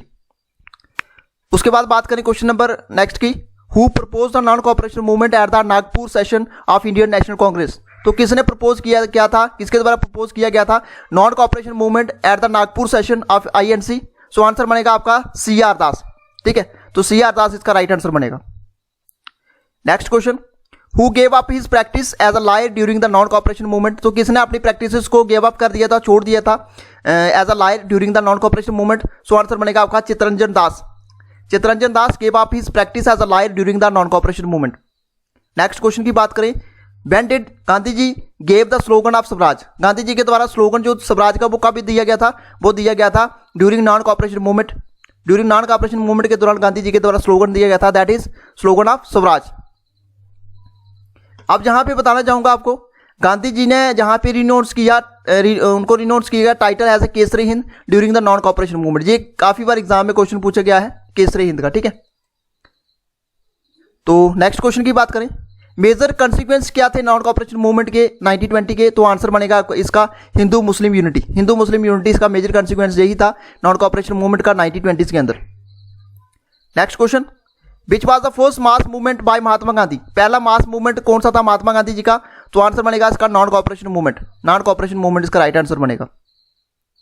Who was the viceroy of British India during non cooperation movement. काफी बार एग्जाम में क्वेश्चन पूछा जाता है, पर्टिकुलर एक मूवमेंट के बारे में आपको बता दिया जाता है और पूछा जाता है उस समय वाइसराय कौन थे। सो आंसर बनेगा आपका लॉर्ड चैम्सफोर्ड। लॉर्ड चैम्सफोर्ड थे viceroy during the non cooperation movement. Next question, who wrote the burning of foreign clothes by Mahatma Gandhi as ruthless wastage. So answer बनेगा जहां पे रविंद्रनाथ टैगोर। रविंद्रनाथ टैगोर इसका आंसर बनेगा। तो ये क्वेश्चन देख सकते हैं आप। नेक्स्ट बात करें, इंसिडेंट हुआ चोरी चोरा इंसिडेंट, ये गोरखपुर में आपको देखने को मिलेगा आपने अगर आप हिस्ट्री की अच्छी तरीके से पढ़ा होगा। 5 फरवरी 1922 after which non cooperation movement was withdrawn by Gandhi ji. ठीक है, तो 5 फरवरी 1922 को ये हुआ, उसके बाद नॉन कॉपरेशन जो मूवमेंट था उसको विड्रॉल किया गया महात्मा गांधी जी के द्वारा। ये आप देख सकते हैं। Next question, where was Gandhi during the incident of Chauri Chaura. चोरी चोरा इंसिडेंट जो हुआ था उस समय गांधी जी कहां पे थे? तो उस समय गांधी जी कहां थे? बरडोली। ठीक है, ये कुछ एक क्वेश्चंस मैं आपके साथ करते करते जा रहा हूं। Next question, when did the non cooperation movement stopped. Non cooperation movement कब स्टॉप हुआ? नॉन कॉपरेशन मूवमेंट स्टॉप हुआ 1922 को। 1922 को क्यों किया गया इसको? क्योंकि चोरी चोरा जो इंसिडेंट हुआ था उसके बाद गांधी जी ने इसको विड्रॉल कर दिया। 1920 को स्टार्ट हुआ जलियांवाला बाग मास्कर से। 13 अप्रैल 1919 को जो स्टार्ट किया गया, यानी कि जलियांवाला बाग जो हुआ था 13 अप्रैल 1919 को हुआ। उसी को देखते हुए लोग जो थे ज्यादा गुस्से में थे और इसी के बाद गांधी जी के द्वारा नॉन कॉपरेशन मूवमेंट स्टार्ट किया गया 1920 को। और जो स्टॉप्ड होता है जब चोरी चोरा इंसिडेंट होता है उसके बाद गांधी जी इसको विड्रॉ कर देते हैं। ठीक है, नेक्स्ट क्वेश्चन, आप यहाँ पे देख सकते हैं बहुत सारे जो लॉयर्स हैं वो अपनी प्रैक्टिसेस को छोड़ देते हैं, गिव अप देयर प्रैक्टिसेस। उसमें से कुछ है Motilal Nehru, Jawaharlal Nehru, CR Das, C Rajagopalachari, Saifuddin Kitchlew, Vallabh Bhai Patel, Asaf Ali, T Prakasam and Rajendra Prasad. ये कुछ एक पॉइंट्स हैं, ये कुछ एक नेम है, आप जिसको याद रख सकते हैं। आप जहाँ पे थोड़ा सा मैं आपको हाईलाइटेड जहाँ पे चोरी चोरा इंसिडेंट के बारे में बता देता हूँ। चोरी चोरा जो इंसिडेंट हुआ ये 1922 को हुआ, ठीक है, गोरखपुर डिस्ट्रिक्ट यूपी के अंदर। और चोरी चोरा इंसिडेंट में क्या होता है, प्रोटेस्टर जो होते हैं, प्रोटेस्ट जो लोग कर रहे होते हैं, वो एक पुलिस स्टेशन में आग लगा देते हैं, जिसमें 23 जो पुलिसमैन थे और उसके 3 सिविलियन जो थे जिनकी डेथ हो जाती है, ठीक है। इस चोरी चोरा इंसिडेंट के बाद महात्मा गांधी जी ने जो नॉन कोऑपरेशन मूवमेंट है इसको जहाँ पे स्टॉप कर देते हैं, और 12 फरवरी 1922 आफ्टर द चोरी चोरा इंसिडेंट, ठीक है। तो 5 फरवरी के करीब जहाँ पे होता है चोरी चोरा इंसिडेंट, और 12 फरवरी को गांधी जी जहाँ पे चोरी चोरा इंसिडेंट के बाद जहाँ पे इसको स्टॉप कर देते हैं। तो इस तरीके से नॉन कोऑपरेशन मूवमेंट का लोग जलियांवाला बाग जो मास्कर हुआ था उससे गुस्से में होकर लोगों ने ब्रिटिश इंडिया के खिलाफ, जो ब्रिटिश गवर्नमेंट थी उसके खिलाफ लोगों ने जहाँ पे प्रोटेस्ट करना शुरू किया 1920 में, और 1922 में नॉन कोऑपरेशन मूवमेंट को विड्रॉल कर दिया गया महात्मा गांधी जी के द्वारा। तो कमीशन के बारे में देखिए, जो इंडियन स्टैट्यूटरी कमीशन था, इंडियन स्टैट्यूटरी कमीशन, उसी को साइमन कमीशन बोला जाता है। ये साइमन कमीशन के अंदर 7 मेंबर थे और इसके जो चेयरमैन थे वो थे सर जॉन साइमन। तो Indian statutory commission also known as Simon commission, जिसमें ग्रुप था 7 मेंबर्स का, और इसके जो चेयरमैन थे वो थे सर जॉन साइमन। अब ये कमीशन जो अराइव्ड हुआ, commission arrived in British India 1928, ताकि स्टडी किया जा सके constitutional reforms in Britain largest and most important position. अब कुछ और इंपॉर्टेंट पॉइंट्स की बात करें, जो गवर्नमेंट ऑफ इंडिया एक्ट था 1919, इसको introduce dyarchy system to govern the British provinces in India, ताकि ब्रिटिश प्रोविंसेस को गवर्न किया जा सके। इस सिस्टम के अकॉर्डिंगली क्या था, जो प्रोविंशियल सब्जेक्टेड थे, सब्जेक्ट जो थे उसको डिवाइड किया गया 2 कैटेगरीज में। इन 2 कैटेगरीज की अगर बात करें तो एक थी रिजर्व कैटेगरी और एक थी ट्रांसफर, जिसमें रिजर्व सब्जेक्ट थे, ट्रांसफर सब्जेक्ट थे। अब जहाँ पे आप देख सकते हैं ट्रांसफर सब्जेक्ट की बात करें तो जहाँ पे इनको ट्रांसफर सब्जेक्ट की बात करें तो इसको एडमिनिस्ट्रेट किया जाता था गवर्नर के द्वारा with the aid of minister, यानी कि मिनिस्टर की हेल्प से, responsible to the legislative council, ठीक है। तो ये लेजिस्लेटिव काउंसिल की अगर बात करें तो इसको एडमिनिस्ट्रेट किया जाता था गवर्नर के द्वारा, किसकी एड से, मिनिस्टर की एड से, जो कि रिस्पॉन्सिबल होता है किसके लिए, लेजिस्लेटिव काउंसिल के लिए। रिजर्व सब्जेक्ट की बात करें तो दूसरी साइड आपको रिजर्व सब्जेक्ट देखने को मिलेंगे, वेयर टू बी एडमिनिस्ट्रेड, जिसको एडमिनिस्ट्रेट किया था गवर्नर के द्वारा, and is executive council without being responsible to the legislative, मगर ये रिस्पॉन्सिबल होता था लेजिस्लेटिव काउंसिल के लिए, ये लेजिस्लेटिव काउंसिल के लिए रिस्पॉन्सिबल नहीं था। तो ये आप देख सकते हैं ट्रांसफर सब्जेक्ट और रिजर्व सब्जेक्ट। अब कुछ और इंपॉर्टेंट पॉइंट्स की बात करें तो ये एक्ट इसलिए लाया गया था, साइमन कमीशन इसलिए लाया गया था ताकि रिव्यू किया जा सके on its working after 10 year. अब जहाँ पे बात करेंगे कुछ इंपॉर्टेंट पॉइंट्स की, द एक्ट जो था 1919 fail to meet the aspiration of the Indian for self rule, ठीक है। तो डोमिनियन स्टेटस की बात की गई है। तो जहाँ पे उसके साथ साथ अगर बात करें तो कॉन्स्टिट्यूशन रिफॉर्म की बात की गई है, where due to in 1929 anticipating a change in government the Indian statutory commission Simon commission was appointed in 1927। जहाँ पे 1919 एक्ट को उसी को देखते हुए, उसी का जो वर्क था उसी वर्क को देखते हुए इन्होंने बात की गई, जहाँ पे ये डिस्कस किया गया कि 10 साल के बाद हम एक नया कमीशन लेके आएंगे। और जहाँ पे इन्होंने मतलब 10 साल से पहले ही 2 साल यानी कि 8 साल में ये कमीशन लेके आ गए, जिसका नाम था साइमन कमीशन, ठीक है। तो कॉन्स्टिट्यूशन रिफॉर्म जो लाई गई, constitution reform were due to 1927 anticipating a change in government the Indian statutory commission, जिसको बोला जाता था साइमन कमीशन, अपॉइंट किया गया इसको 1927 के अंदर। अब कुछ और इंपॉर्टेंट पॉइंट की बात करें, जनरल रिस्पांस क्या था इंडियन का जब साइमन कमीशन लाया गया। तो इसमें क्या था, सबसे पहले जो अनाउंसमेंट थी कमीशन की, जिससे जब कमीशन की अनाउंसमेंट होती है तो लोगों के अंदर इसके अंदर बहुत ज़्यादा गुस्सा होता है, अगर बात करें इंडियंस की।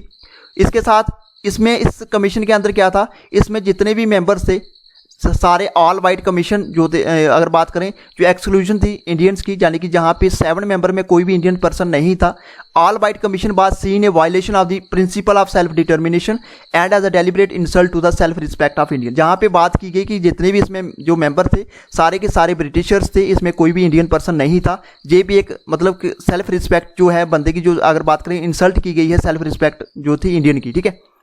उसके बाद नेशन वाइड बंद का जहाँ पे किया गया और मास रैलीज निकाली गई। और कमीशन जो है, जब कमीशन जो लाया गया और उसकी मैं बात करें तो इसमें ब्लैक फ्लैग्स दिखाई गए और इसको कॉल क्या बोला गया, साइमन गो बैक। तो इसमें जो लोगों के द्वारा बताया गया, लोगों के द्वारा बोला गया, that is Simon go back. ठीक है, तो जहाँ पे साइमन गो बैक के नारे लगाए गए और ब्लैक फ्लैग्स दिखाए गए, तो ये आप देख सकते हैं जनरल रिस्पॉन्स था इंडियंस का जब साइमन कमीशन लाया गया। आप कुछ और इंपॉर्टेंट पॉइंट्स की बात करें, जो पुलिस जो थे came down heavenly on protesters. उसके बाद इस इंसिडेंट के बाद लाठीचार्ज शुरू हुआ और सीनियर लीडर जो थे Lala Lajpat Rai was severely injured and succumbed to his injuries. उसके बाद इन लाला लाजपत राय की 1928 के अंदर डेथ हो जाती है। This further infuriated the mass and revolutionaries. उसके बाद बात करें अब पॉलिटिकल ऑर्गेनाइजेशन का इसके बीच क्या रिस्पॉन्स था, तो आईएनसी का जो सेशन था 1927 मद्रास सेशन जो होना था, उसमें इन्होंने डिसाइड किया कि हम बाइकआउट करेंगे इस कमीशन को, every state and every form. और अदर पार्टीज की बात करें तो मुस्लिम लीग और हिंदू महासभा ने भी इसको डिसाइड किया कि हम साइमन कमीशन को बाइकआउट करेंगे। तो ये कुछ एक थ्योरी पार्ट आप देख सकते हैं जहाँ पे साइमन कमीशन के रिलेटेड जितने भी इंपॉर्टेंट पॉइंट्स थे वो सारे हमने डिस्कस कर लिए। आपको क्वेश्चन जो एग्जाम में यही पूछे जाते हैं, कब लाया गया, ठीक है, उसके बाद साइमन कमीशन के अंदर कितने मेंबर्स थे, जहाँ साइमन कमीशन की अगर बात करें तो उसके चेयरमैन कौन थे, इस टाइप के क्वेश्चन पूछे जाते हैं एग्जाम में। आप कुछ एक क्वेश्चन को डिस्कस कर देंगे हम। तो साइमन कमीशन कब अपॉइंट हुआ, ये आप साथ साथ में कमेंट जरूर करते जाइएगा। When was Simon commission appointed, so answer रहेगा आपका 1927 में साइमन कमीशन को अपॉइंट किया गया। उसके बाद बात करें तो साइमन कमीशन को क्यों अपॉइंट किया गया, साइमन कमीशन को अपॉइंट इसलिए किया गया ताकि रिव्यू किया जा सके गवर्नमेंट ऑफ इंडिया एक्ट 1919 जिसको बोला था मोंटेगू चैम्सफोर्ड रिफॉर्म्स। ठीक है, उसको रिव्यू करने के लिए, उसको देखने के लिए साइमन कमीशन को अपॉइंट किया गया। Why did Indian boycott the Simon Commission? अब यहाँ पे क्वेश्चन ये है कि इंडियन ने यहाँ पे बाइकआउट क्यों किया साइमन कमीशन का, सो आंसर रहेगा आपका because of absence of any Indian members in 7 member Simon commission. जहाँ पे सिंपल सी बात थी, साइमन कमीशन के अंदर थे 7 मेंबर, उसमें एक भी इंडियन नहीं था, यानी कि सारे के सारे पर्सन जो थे वो ब्रिटिशर्स थे, इसलिए लोगों ने जहाँ पे इंडियंस ने साइमन कमीशन को बाइकआउट किया। और क्वेश्चन की बात करें तो टाइटल किसको दिया गया, पंजाब केसरी का, तो पंजाब केसरी का टाइटल जो मिला था वो मिला था लाला लाजपत राय। ठीक है, तो who was given the title of Punjab Kesari, that is Lala Lajpat Rai. What was the other name of Simon commission, ये हमने सबसे पहली स्लाइड में डिस्कस किया था कि अदर नेम क्या था साइमन कमीशन का, एग्जाम में क्वेश्चन बहुत बार रिपीट हो चुका है। सो आंसर रहेगा आपका Indian statutory commission. Indian statutory commission को बोला जाता है साइमन कमीशन। तो अदर नेम का अगर आपको क्वेश्चन आता है तो आपको इसको मार्क करना है, इंडियन स्टैट्यूटरी कमीशन। अब यहाँ पे नेक्स्ट क्वेश्चन की बात करें तो ये आपके लिए इंपॉर्टेंट है, who was the member of Simon commission who letter became the future PM of Britain. अब यहाँ पे क्वेश्चन ये पूछा गया है, इसमें से आपने उस मेंबर के बारे में बताना है, कौन सा मेंबर था साइमन कमीशन का जो बाद में जाके पीएम बनता है ब्रिटेन का। सो आंसर है आपके ऑप्शन आपके पास क्लीमेंट एटली, उसके बाद John Simon, option C Lawrence Sky, option D Calvin Stark. ये आप साथ साथ में कमेंट जरूर करते जाइएगा। सो क्या रहेगा इसका राइट आंसर, राइट आंसर रहेगा जहाँ पे option A Clement Attlee. Clement Attlee जो थे ये मेंबर थे साइमन कमीशन के और बाद में जाके ये फ्यूचर प्राइम मिनिस्टर बनते हैं ब्रिटेन के। जरूर बताते जाइएगा सिविल डिसोबीडियंस मूवमेंट के एमसीक्यूज। स्टार्ट करते हैं क्वेश्चन नंबर 1 से। आज का क्वेश्चन नंबर फर्स्ट है, Dandi march was undertaken in, option है आपके पास 1932, 1931, 1929 या 1930। जहाँ पे आप इसका राइट आंसर बता सकते हैं, Dandi march was undertaken in. 4 alternative option है आपके पास। सो राइट आंसर क्या रहेगा, राइट आंसर रहेगा जहाँ पे option D 1930। So Dandi march was undertaken in which year, that is 1930। Next question, question number 2, at which Congress session was a working committee authorised to launch a programme of civil disobedience. तो जहाँ पे question पूछा गया है किस Congress session के दौरान जो वर्किंग कमेटी थी उन्होंने ऑथोराइज किया लॉन्च करने के लिए किस प्रोग्राम को, that is civil disobedience. So option है आपके पास Bombay, option B Lahore, option C Lucknow या ऑप्शन डी त्रिपुरा। तो कौन से कांग्रेस सेशन के दौरान वर्किंग कमेटी को ऑथोराइज किया गया प्रोग्राम सिविल डिसोबीडियंस मूवमेंट को लॉन्च करने के लिए। सो ऑप्शंस क्या रहेंगे आपके पास, 4 अल्टरनेटिव ऑप्शंस हैं। राइट आंसर रहेगा जहाँ पे ऑप्शन बी यानी कि लाहौर सेशन। लाहौर सेशन के दौरान जहाँ पे ऑथोराइज किया गया सिविल डिसोबीडियंस मूवमेंट को लॉन्च करने के लिए। ठीक है, तो जहाँ पे देख सकते हैं इंडियन नेशनल कांग्रेस की तरफ से जो सेशन किया गया दैट इज 19 दिसंबर 1929। इसमें आप देख सकते हैं लाहौर सेशन में आपको और कुछ इंपॉर्टेंट पॉइंट्स देख सकते हैं, जिसमें पास किया गया हिस्टोरिक पूर्ण स्वराज जिसको बोलते हैं total independence resolution. At its Lahore session, ठीक है, लाहौर सेशन के अंदर हुआ था। और जो पब्लिक डिक्लेरेशन किया गया था वो किया गया था 26 जनवरी 1930, a day which the Congress party urged Indian to celebrate independence day, ठीक है। तो ये आप देख सकते हैं कुछ एक इंपॉर्टेंट पॉइंट्स साथ में लाहौर सेशन के related. Next question, question number 3, when did the Dandi March begin. अब दांडी मार्च कौन से साल जो है स्टार्ट हुआ था? ऑप्शन है आपके पास 31 दिसंबर 1929, 26 जनवरी 1930, 12 जनवरी 1930, जहाँ 6 अप्रैल 1930। ये देख सकते हैं काफ़ी इंपॉर्टेंट है आपके लिए। दांडी मार्च जो है कब स्टार्ट किया गया? तो दांडी मार्च स्टार्ट हुआ था, ऑप्शन सी रहेगा आपका 12 मार्च 1930। 12 मार्च 1930 से दांडी मार्च जो है वो स्टार्ट किया गया था, ठीक है। Next question, Gandhi ji started Dandi march from. अब आपने ईयर के बारे में आपने देख लिया, जहां पे ईयर जो था 1930। अब जहां पे क्वेश्चन पूछा गया है गांधी जी ने जो दांडी मार्च स्टार्ट किया गया, गांधी जी के द्वारा जो दांडी मार्च स्टार्ट किया गया था वो कहां से किया गया था? ऑप्शन है आपके पास Champaran, option B Sabarmati, option C Bardoli, जो ऑप्शन डी दांडी। तो क्या रहेगा इसका राइट आंसर? राइट आंसर रहेगा जहां पे ऑप्शन बी साबरमती से। साबरमती कहां पे? आज की लोकेशन में आपको आज की डेट में साबरमती कहां पे देखने को मिलेगा? गुजरात स्टेट के अंदर, ठीक है। तो गांधी जी ने स्टार्ट की थी दांडी मार्च कहां से? साबरमती आश्रम से। ये आप देख सकते हैं साल्ट सत्याग्रह जो स्टार्ट किया गया था, ये किया गया था 12 मार्च 1930, जैसे हमने पढ़ा था पीछे, फ्रॉम साबरमती आश्रम and reach Dandi after 24 days. और ये दांडी कब पहुंचे थे? 6 अप्रैल 1930 को, ठीक है। तो ये आप देख सकते हैं 12 मार्च 1930 से साबरमती आश्रम से इन्होंने स्टार्ट किया गया था। और गांधी जी दांडी कब पहुंचे थे? 24 डेज, ठीक है, आफ्टर 24 डेज पहुंचे थे। जब भी इसकी प्रॉपर जो डेट आप देख सकते हैं 6 अप्रैल 1930। नेक्स्ट क्वेश्चन की बात करें तो नेक्स्ट क्वेश्चन रहेगा आपके लिए, which one of the following began with the Dandi march. इसमें से कौन सा जो है दांडी मार्च के साथ स्टार्ट किया गया?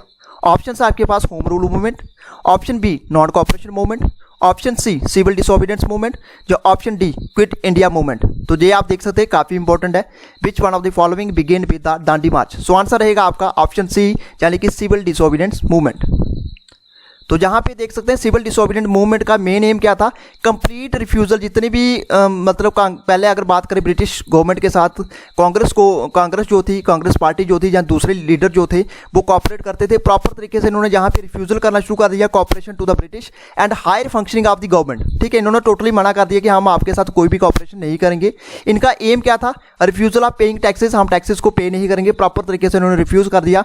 और बाइकआउट किया गवर्नमेंट इंस्टीट्यूशन को और फॉरेन गुड्स को, ठीक है। फॉरेन गुड्स जो थे उनको उन्होंने जलाना शुरू कर दिया, या उनको उन्होंने टोटल प्रॉपर तरीके से इसका बाइकआउट करना शुरू कर दिया। और सिविल डिसोबीडियंट मूवमेंट जो है स्टार्ट होता है मार्च 12, यानी कि 12 मार्च 1930 को, ठीक है। तो ये आपके लिए इंपॉर्टेंट है, थोड़ी सी एक्सप्लेनेशन मैं आपको साथ साथ में बताता जा रहा हूँ। तो ये सिविल डिसोबीडियंस मूवमेंट के रिलेटेड, ये सिविल डिसोबीडियंस मूवमेंट का मेन मकसद यही था लोगों का कि हमने प्रॉपर तरीके से रिफ्यूज करना है कॉपरेशन ब्रिटिश गवर्नमेंट से। और इनका एम ये था कि हम टैक्सेस को पे नहीं करेंगे, बाइकआउट करेंगे गवर्नमेंट इंस्टीट्यूशन को और फॉरेन गुड्स को। और सिविल डिसोबीडियंस मूवमेंट जो स्टार्ट किया गया, ये किया गया 12 मार्च 1930 को। Next question, which one of the following provinces had the highest number satyagrahis in Mahatma Gandhi Dandi March. तो इसमें से बताना है कौन से प्रोविंसेस में सबसे ज्यादा नंबर ऑफ सत्याग्रही हुए थे in Mahatma Gandhi Dandi March. Option है आपके पास Bihar, option B Gujarat, option C Maharashtra, जो ऑप्शन डी बंगाल। सो क्या रहेगा इसका राइट आंसर? राइट आंसर रहेगा जहां पे ऑप्शन बी गुजरात। तो ऑप्शन बी रहेगा इसका Gujarat. Next question, in 1930 Mahatma Gandhi started civil disobedience movement from. अब 1930 को जो गांधी जी के द्वारा स्टार्ट किया गया था सिविल डिसोबीडियंस मूवमेंट, वो कहां से स्टार्ट किया गया था?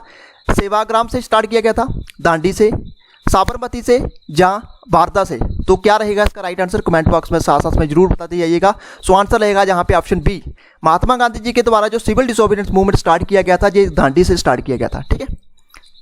Next question, Dandi march was started to. अब दांडी मार्च वाज, जहां पे ये काफी इंपॉर्टेंट क्वेश्चन है, एग्जाम में बहुत बार क्वेश्चन जो है रिपीट हो चुके हैं। ऑप्शन है आपके पास। अब दांडी मार्च किस लिए स्टार्ट किया गया था? क्या साल्ट लॉ को सपोर्ट करने के लिए स्टार्ट किया गया था? क्या साल्ट लॉ को ब्रेक करने के लिए सपोर्ट किया गया था?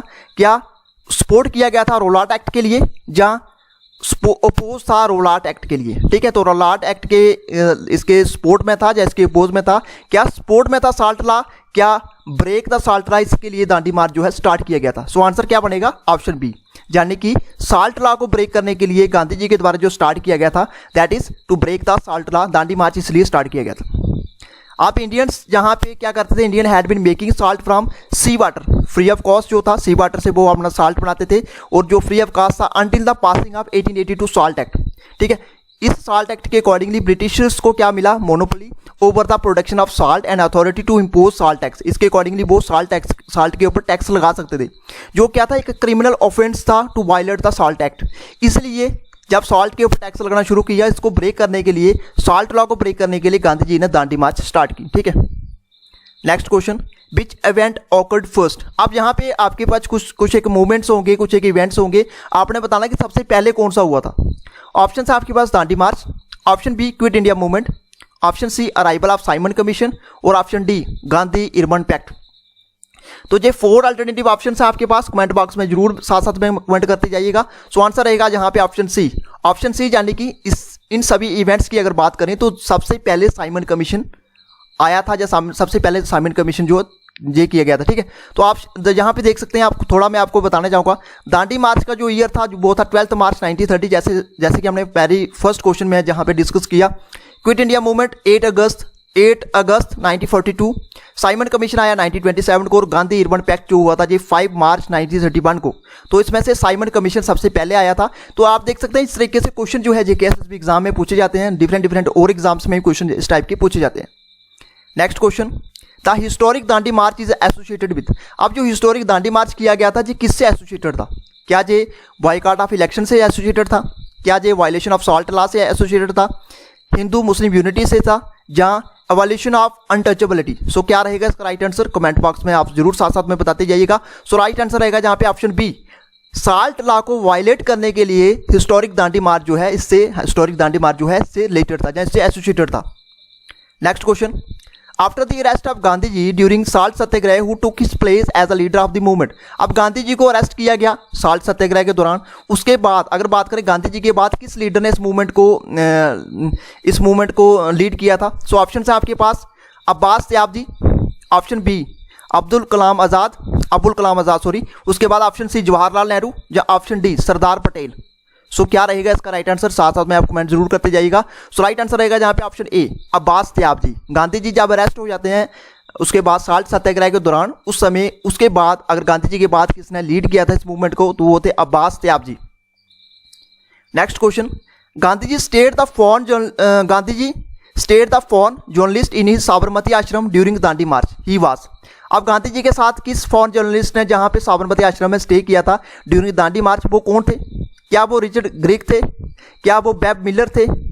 किर्बी पेज थे? या लुई फीचर्स थे? सो क्या रहेगा इसका राइट आंसर? कमेंट बॉक्स में साथ साथ में जरूर बताते जाइएगा।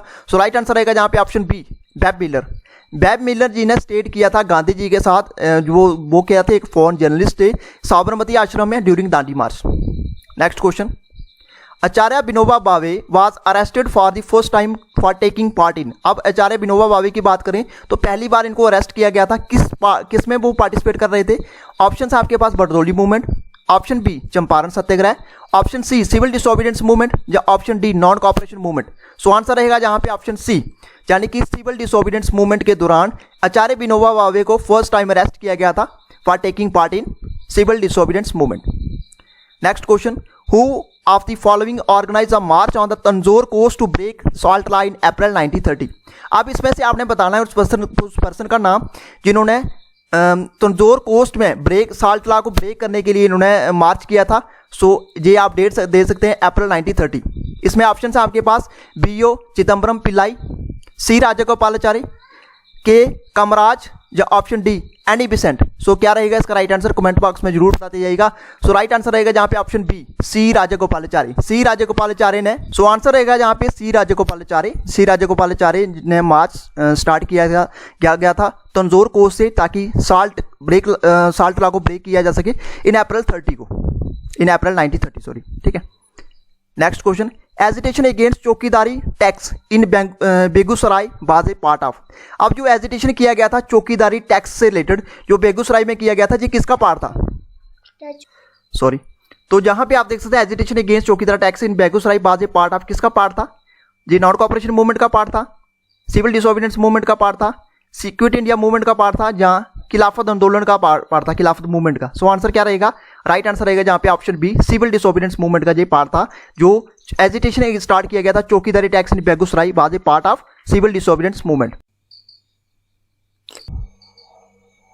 आज का क्वेश्चन नंबर फर्स्ट रहेगा, when was Gandhi Irwin pact signed. Gandhi Irwin pact जो है कब साइन किया गया था? ये ऑप्शंस ये आपका वन लाइनर क्वेश्चन रहेगा, आप कमेंट बॉक्स में इसका आंसर जरूर बता सकते हैं। सो आंसर रहेगा जहाँ पे 5 मार्च 1931। ठीक है, तो 5 मार्च 1931 को गांधी अर्बन पैक्ट जो है उसको साइन किया गया। Second question, which movement was withdrawn after the Gandhi Irwin pact. अब गांधी अर्बन पैक्ट के बाद क्या होता है, किस मूवमेंट को विड्रॉल किया जाता है, जब विड्रॉन किया जाता है, ठीक है, तो उस मूवमेंट का नाम था सिविल डिसोबीडियंस मूवमेंट। तो सिविल डिसोबीडियंस मूवमेंट को विड्रॉल किया जाता है after Gandhi Irwin pact.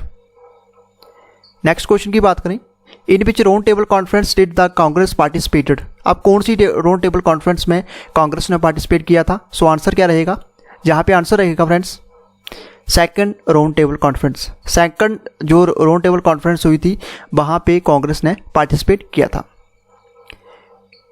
Next बात करें, महात्मा गांधी जी ने पार्टिसिपेट किया था सेकंड राउंड टेबल कॉन्फ्रेंस में from Bombay to London in the ship name, जहाँ पे शिप का नाम था SS Rajputana, and stayed at Kingsley hall. Kingsley hall कहाँ पे है जी आप कमेंट बॉक्स में जरूर बताइएगा। तो जहाँ पे गांधी जी ने स्टे किया था, ठीक है। उसके बाद कुछ और क्वेश्चंस की बात करें तो जहाँ पे बताना चाहूँगा, who was the representative of Indian national Congress in second round table conference. तो कौन रिप्रेजेंटेटिव था INC का सेकंड राउंड टेबल कॉन्फ्रेंस में? सो आंसर रहेगा आपका महात्मा गांधी। ठीक है, तो ये काफ़ी इंपॉर्टेंट है, क्वेश्चन एग्जाम में पूछे जाते हैं। नेक्स्ट क्वेश्चन की बात करें, which Indian leader participated in the first round table conference. कौन से लीडर थे जिन्होंने फर्स्ट राउंड टेबल कॉन्फ्रेंस में पार्टिसिपेट किया था? सो आंसर क्या बनेगा, मौलाना Mohammad Ali. Maulana Mohammad Ali was the first leader who participated in the round table conference. ठीक है, तो काफ़ी इंपॉर्टेंट है ये सारे के सारे क्वेश्चन जितने भी हम कर रहे हैं, बहुत बार एग्जाम में इस टाइप के क्वेश्चन जो है रिपीट हो चुके हैं। नेक्स्ट क्वेश्चन की बात करें, who was the representative of Indian Christian in the round table conference. तो राउंड टेबल कॉन्फ्रेंस में कौन रिप्रेजेंटेटिव था इंडियन क्रिश्चियंस का, जहाँ पे क्वेश्चन पूछा गया है? सो आंसर बनेगा आपका KT Paul. KT Paul is the right answer. Next question की बात करें तो नेक्स्ट मैं आपको जहाँ पे बताना चाहूँगा, Winston Churchill called Mahatma Gandhi. इन्होंने महात्मा गांधी जी को क्या बोला था? उन्होंने बोला था हाफ नेक्ड फकीर in the second round table conference. ठीक है, तो इस टाइप की अगर कोटेशन एग्जाम में आती है तो आपको विंस्टन चर्चिल को टिक करना है। ठीक है, नेक्स्ट बात करते हैं। अब यहाँ पे देख सकते हैं जो गांधी अर्बन पैक्ट और राउंड टेबल कॉन्फ्रेंस के रिलेटेड काफ़ी इंपॉर्टेंट है, ये कॉन्फ्रेंसेस देख सकते हैं आप, और ये इनके ईयर देख सकते हैं। फर्स्ट राउंड टेबल कॉन्फ्रेंस कब हुई थी? 12 नवंबर 1930 से लेके 19 जनवरी 1931। ठीक है, उसके बाद यहाँ पे बताना चाहूँगा सेकेंडली जो सेकंड राउंड टेबल कॉन्फ्रेंस हुई थी ये कब हुई थी? ये हुई थी 7 सितंबर 1931, उसके बाद 1 दिसंबर 1931। ठीक है, ये आपके लिए इंपॉर्टेंट है। और थर्ड राउंड टेबल कॉन्फ्रेंस होती है 17 नवंबर 1932, और उसके बाद अगर बात करें 24 दिसंबर 1932। तो ये तीन इंपॉर्टेंट है आपके लिए, फर्स्ट राउंड, सेकंड राउंड और थर्ड राउंड टेबल कॉन्फ्रेंस। इस टाइप के एग्जाम जो है एग्जाम में क्वेश्चन पूछे जाते हैं। नेक्स्ट बात करें, नेक्स्ट क्वेश्चन है, why did the second round table conference failed. अब इसके पीछे क्या रीज़न थे क्यों सेकंड राउंड टेबल कॉन्फ्रेंस जो थी वो फेल हुई थी? सो आंसर रहेगा आपका ऑन कम्युनल रिप्रेजेंटेशन की वजह से। ठीक है, ऑन कम्युनल रिप्रेजेंटेशन की वजह से सेकंड राउंड टेबल कॉन्फ्रेंस जो थी वो फेल हो गई थी। उसके बाद बात करेंगे क्वेश्चन नंबर नेक्स्ट, जो आपका क्वेश्चन नंबर नेक्स्ट है, who propose the resolution on fundamental right and national economic programme in Karachi session on 1931। तो किसने प्रपोज किया था रेजोल्यूशन ऑन फंडामेंटल राइट्स के रिलेटेड और नेशनल इकोनॉमिक प्रोग्राम?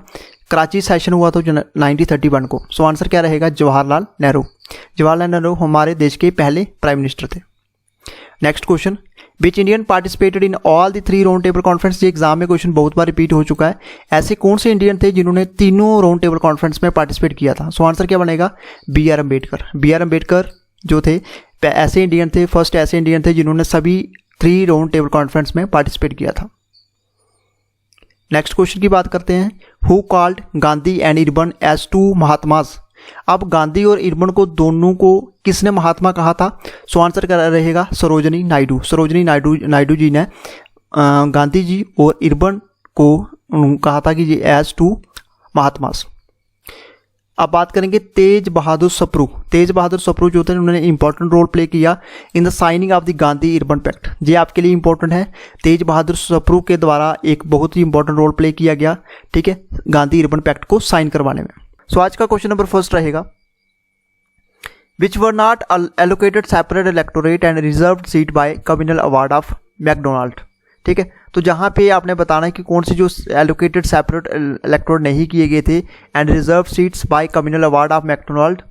ऑप्शंस आपके पास बुद्धिस्ट के लिए, option B depressed classes caste, option C Sikhs के लिए, या ऑप्शन डी मुस्लिम्स। तो इसमें से आपने बताना कि कौन सी क्लासेस को या कौन सी रिजर्व सीट जो हैं कम्युनल अवार्ड में जो डिक्लेयर की गई थी वो इनके लिए नहीं थी, इनको एलोकेट नहीं की गई थी। सो आंसर क्या रहेगा?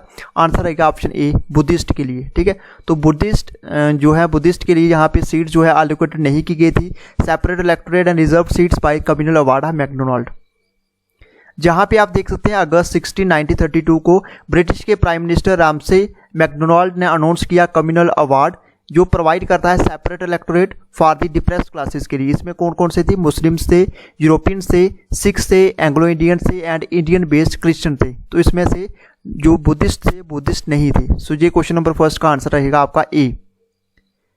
Question number 2, who among the following issued the communal award. इसमें से बताना कि कौन ने कम्युनल अवार्ड को इशू किया था। ऑप्शन आपके पास Winston Churchill, option B Neville Chamberlain, option C Stanley Baldwin, या option D Ramsay MacDonald. So क्या रहेगा इसका राइट आंसर? कमेंट बॉक्स में साथ साथ में जरूर बताते जाइएगा। सो राइट आंसर रहेगा जहाँ पे ऑप्शन डी रामसे मैकडोनाल्ड ने इशू किया था communal award. Question number 3, Mahatma Gandhi undertook fast unto death in 1932 mainly because. अब इसमें से महात्मा गांधी जी के फास्ट अनटू डेथ के बारे में बात की गई 1932, जे बिकॉज किसके लिए किया गया था? None of the statement, option B Ramsay MacDonald announce a communal award, उसके बाद Congress and Muslim League had differences of opinion, या option D round table conference fail to satisfy Indian political aspirations. तो इसमें से कौन सा राइट आंसर रहेगा? सो answer रहेगा जहाँ पे ऑप्शन बी रामसे मैकडोनाल्ड जो अनाउंस किया गया था कम्युनल अवार्ड उसके लिए महात्मा गांधी जी ने अंडरटेक किया था fast unto death in 1932। Question number 4, which act was signed between Gandhi and B R Ambedkar. अब बी आर अम्बेडकर जी के साथ गांधी जी ने कौन सा जो एक्ट है उसको साइन किया गया था?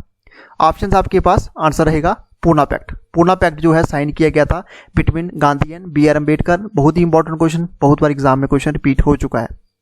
Next question, scheduled caste federation was established by. अब शेड्यूल्ड कास्ट जो फेडरेशन था इसको किसने एस्टैब्लिश किया था? इसको एस्टैब्लिश किया गया था डॉक्टर भीमराव अंबेडकर के द्वारा। ठीक है, तो डॉक्टर भीमराव अंबेडकर के द्वारा इसको एस्टैब्लिश किया गया था। Next question, how many seats were given to depressed classes under communal award and Poona pact. तो कितनी सीट्स जो है डिप्रेस्ड क्लासेस के लिए रिजर्व की गई थी under communal award and Poona pact के related? 78 and 69 respectively, 70 and 80 respectively, 71 and 147 respectively, 74 and 79 respectively. So answer क्या रहेगा? आंसर रहेगा आपका ऑप्शन सी। कई बार जगह आपको 177 की जगह 147 की जगह 148 दिखेगा, मगर ये आप देख सकते हैं यहाँ पे वेरिएशन आपको डिफरेंट बुक्स में देखने को मिलेगा। तो उसमें जो सीट्स रिजर्व की गई थी 71 और 47, ठीक है, 147, ये ऑप्शन सी रहेगा इसका। Next question, the Poona pact was concerned with. अब पूना पैक्ट जो है किससे कंसर्न है? तो ये एजुकेशनल रिफॉर्म से कंसर्न है, कॉन्स्टिट्यूशनल प्रोग्रेस से कंसर्न है, हिंदू मुस्लिम यूनिटी से है, या option D depressed classes. So answer क्या बनेगा? डिप्रेस्ड क्लासेस का राइट आंसर बनेगा option D. So Poona pact किससे कंसर्न है? डिप्रेस्ड क्लासेस से। Next question, the purpose of Poona pact was. अब पर्पस क्या था पूना पैक्ट का? क्या रिकंसिडरेशन ऑफ डायरची था? Option B to privilege the kings था, to provide representation of untouchables, या option D Hindu Muslim unity के लिए। तो क्या पर्पस था पूना पैक्ट का? पूना पैक्ट का जो पर्पस था ये था to provide representation of untouchables. ठीक है, अनटचेबल को रिप्रेजेंटेशन प्रोवाइड करना, that is the purpose of Poona pact. आप यहां पे देख सकते हैं ऑल इंडिया अनटचेबल लीग एक बनाया गया, इसको इस्टेब्लिश किया गया किसके द्वारा, महात्मा गांधी जी के द्वारा आफ्टर पूना पैक्ट के बाद, ठीक है। ये कब किया गया, 1932 के अंदर। विच वॉज लेटर रिनेम्ड, इसको नाम इसका चेंज करके क्या रख दिया गया, हरिजन सेवक संघ, ठीक है। हरिजन सेवक संघ अगर बात करें तो ज्ञान श्याम, ठीक है, घनश्याम, ठीक है, सॉरी घनश्याम डार बिरला, घनश्याम डार बिरला जो थे ये पहले फर्स्ट चेयरमैन थे अगर बात करें हरिजन सेवक संघ या हरिजन सेवक संघ, ठीक है। तो ये आप देख सकते हैं ऑल इंडिया अनटचेबल लीग इसका पहले नाम था, इसको एस्टैब्लिश किया गया था महात्मा गांधी जी के द्वारा। नेक्स्ट क्वेश्चन की बात करते हैं। Doctor B R Ambedkar and Gandhi ji had a pact called, तो इसमें से आंसर रहेगा आपका, ऑप्शंस रहेंगे आपके पास, लाहौर पैक्ट है, पूना पैक्ट है, लंदन पैक्ट है, या ऑप्शन डी कलकत्ता पैक्ट है। सो आंसर क्या बनेगा, पूना पैक्ट। ये हमने क्वेश्चन पहले भी डिस्कस किया है, डॉक्टर बी आर अम्बेडकर और गांधी जी के बीच में जो पैक्ट साइन हुआ था उसको बोला जाता है Poona pact. Next question, which among of following implemented after announcement of communal award, इसमें से कौन सी जो चीज़ थी या किसको इंप्लीमेंटेड किया गया था after announcement of communal award. Option आपके पास Poona pact, Lahore agreement, Karachi agreement, या लखनऊ पैक्ट। सो आंसर बनेगा आपका ऑप्शन ए पूना पैक्ट, ठीक है। तो जब कम्युनल अवार्ड को अनाउंस किया गया देन उसके बाद पूना पैक्ट को इंप्लीमेंटेड किया गया। Next question, after Poona pact of 1932 Harijan Sevak Sangh was established, it's president कौन थे, इसके प्रेसिडेंट कौन थे, ठीक है। तो पूना पैक्ट के बाद जब हरिजन सेवक संघ जो बनती है इसको एस्टैब्लिश किया गया तो उसके प्रेसिडेंट कौन थे, अमृतलाल ठक्कर थे, बी आर अम्बेडकर थे, घनश्याम दास बिरला थे। So answer Jagjivan Ram. सो आंसर क्या बनेगा, आंसर ऑलरेडी हमने डिस्कस कर दिया, घनश्याम दास बिरला जो थे पहले प्रेसिडेंट बने थे या पहले चेयरमैन बने थे। Next question, who among the following was the first president of all India anti untouchability league, later changes का। आप यहाँ पे देख सकते हैं क्वेश्चन वही है, रिपीट हो रहा है। तो इसमें जो पूछा गया है इसमें पहले नाम था एंटी अनटचेबिलिटी लीग, ठीक है, all India anti untouchability league, जिसका लेटर बाद में इसका नाम चेंज करके हरिजन सेवक संघ रखा गया। तो इसमें से आपने बताना है कौन से पहले प्रेसिडेंट थे। तो पहला प्रेसिडेंट आपको आंसर क्लियरली जहाँ पे मेंशन है जी.डी. बिरला, ठीक है, जी.डी. बिरला इसका राइट आंसर रहेगा। Next question, the former name of Harijan Sevak Sangh, आप हरिजन सेवक संघ का फार्मर नेम था, क्या नाम था, आप उसे कमेंट बॉक्स में जरूर कमेंट कीजिएगा। सो आंसर क्या बनेगा, ऑप्शन डी यानी कि all India anti untouchability league, ठीक है, all India anti untouchability league जो है इसका राइट आंसर है। Next question, depressed classes league was established bye, depressed classes league को किसने एस्टैब्लिश किया गया था, महात्मा ज्योतिबा फूले के द्वारा, एन.एस. कजरोलकर के द्वारा, बाबू जगजीवन राम के द्वारा, या डॉक्टर बी आर अम्बेडकर के द्वारा। सो आंसर बनेगा डॉक्टर बी आर अम्बेडकर, ठीक है। तो depressed classes league was established by doctor B R Ambedkar. Next question, who established the independent labour party 1936, किसके द्वारा इंडिपेंडेंट लेबर पार्टी का उसको इस्टेब्लिश किया गया था 1936 के अंदर। सो आंसर बनेगा बी आर अम्बेडकर। आज का क्वेश्चन नंबर फर्स्ट है, an important aspect of the Cripps mission of 1942 was, क्या इंपॉर्टेंट एस्पेक्ट था क्रिप्स मिशन 1942 का।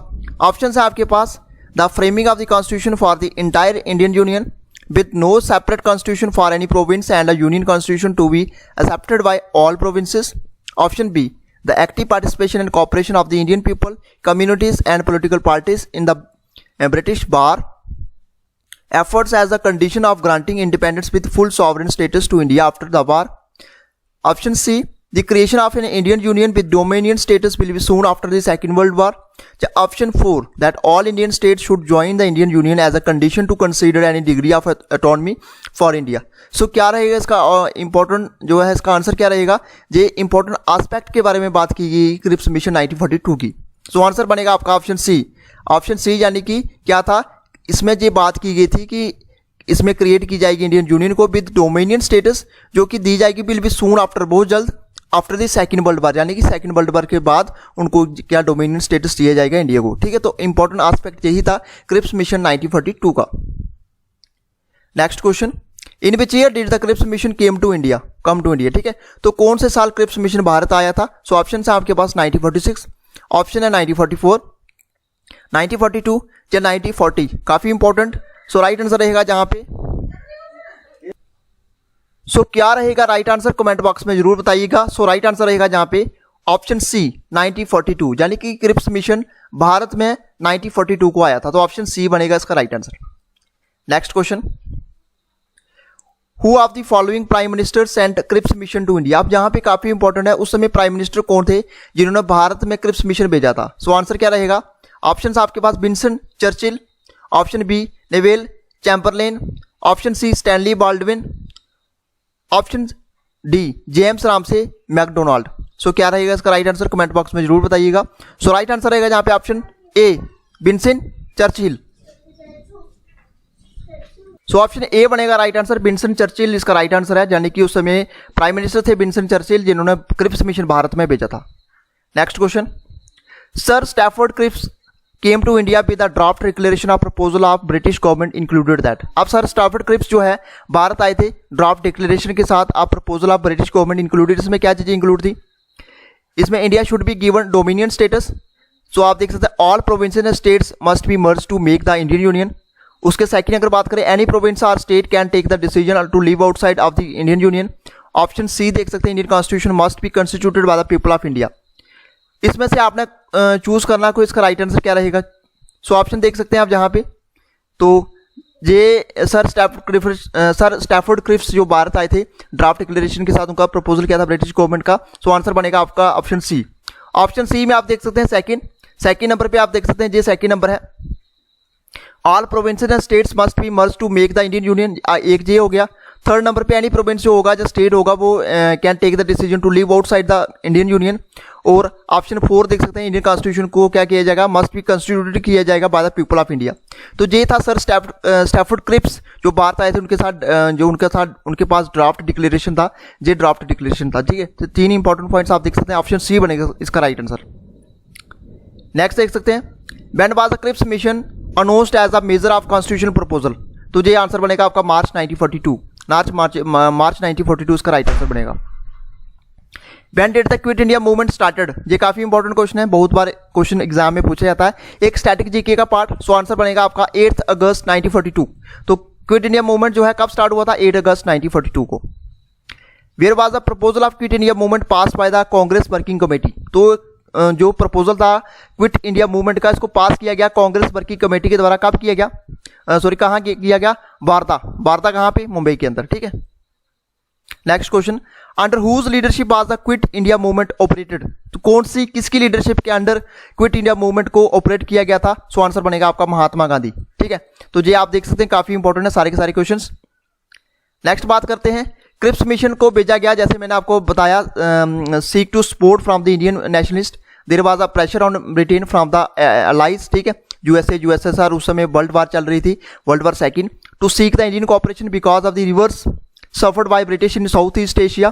Also the Japanese threat to invade India seemed real and Indian support became crucial. ठीक है, तो जहाँ पे ये बताया गया ब्रिटिश के द्वारा कि आप हमारी समय हेल्प कीजिए वर्ल्ड वार सेकंड में, उसके बाद जैसे ही ये खत्म होगा उसके बाद हम आपको आज़ाद कर देंगे। ठीक है, तो इस तरीके का जो क्रिप्स मिशन भारत में आया था 1942 को। उसके बाद बात करें, महात्मा गांधी ने एक स्लोगन दिया था डू और डाई का। ठीक है, ड्यूरिंग क्विट इंडिया मूवमेंट के दौरान इन्होंने स्लोगन दिया था डू और डाई का।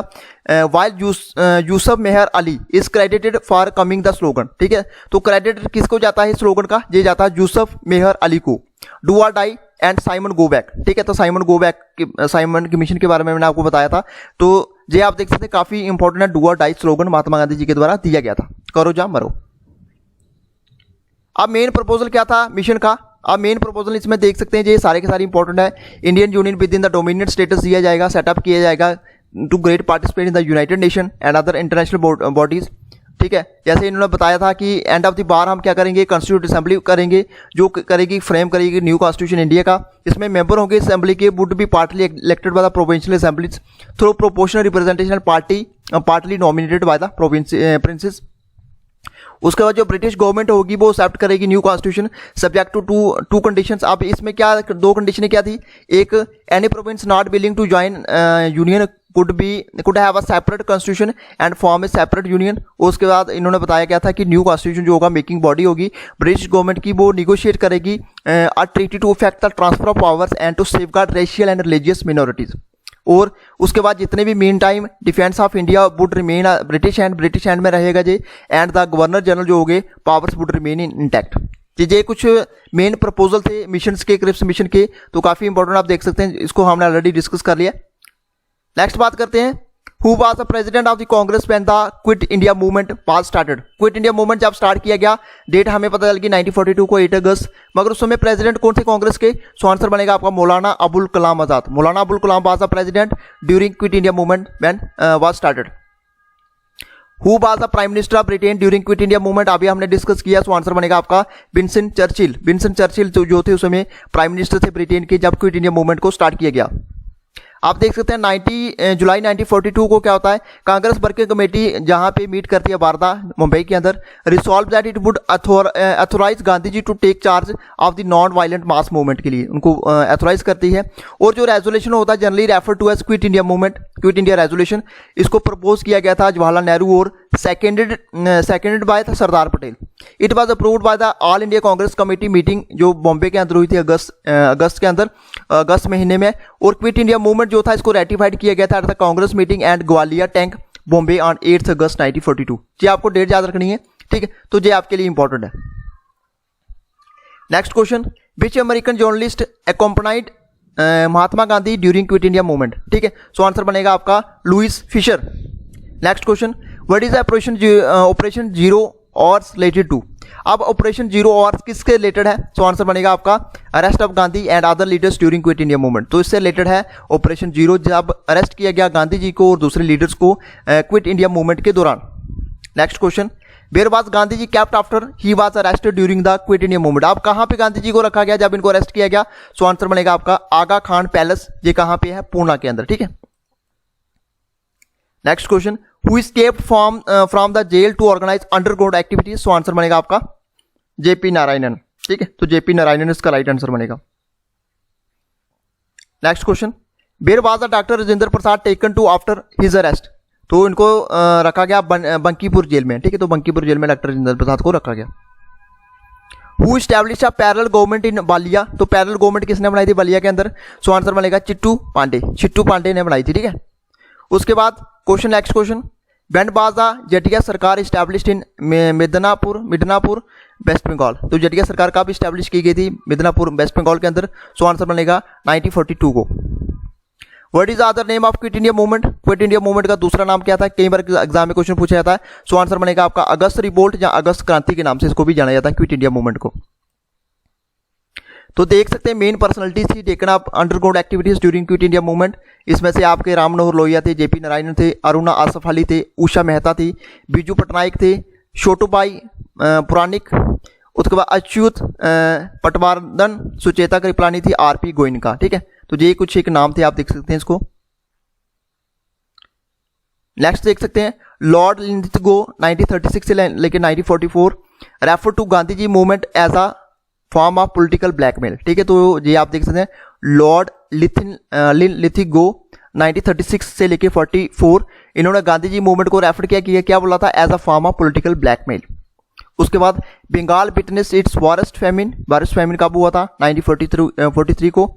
और Mahatma Gandhi called the Cripps mission as a post dated cheque, ठीक है, जो कब जब 1942 को क्रिप्स मिशन भारत आया था, उन्होंने बोला था कि आप हमारी सेकंड वर्ल्ड वॉर में मदद कीजिए, उसके बाद हम आपको डोमिनियन स्टेटस देंगे, आपके लिए अलग से कॉन्स्टिट्यूशन फ्रेम करेंगे। तो गांधी जी ने उस समय बोला था कि ये एक पोस्ट डेटेड चेक है, जो कभी भी इसको आप इसको कैश नहीं करवा सकते, या इस तरीके से उन्होंने बोला था।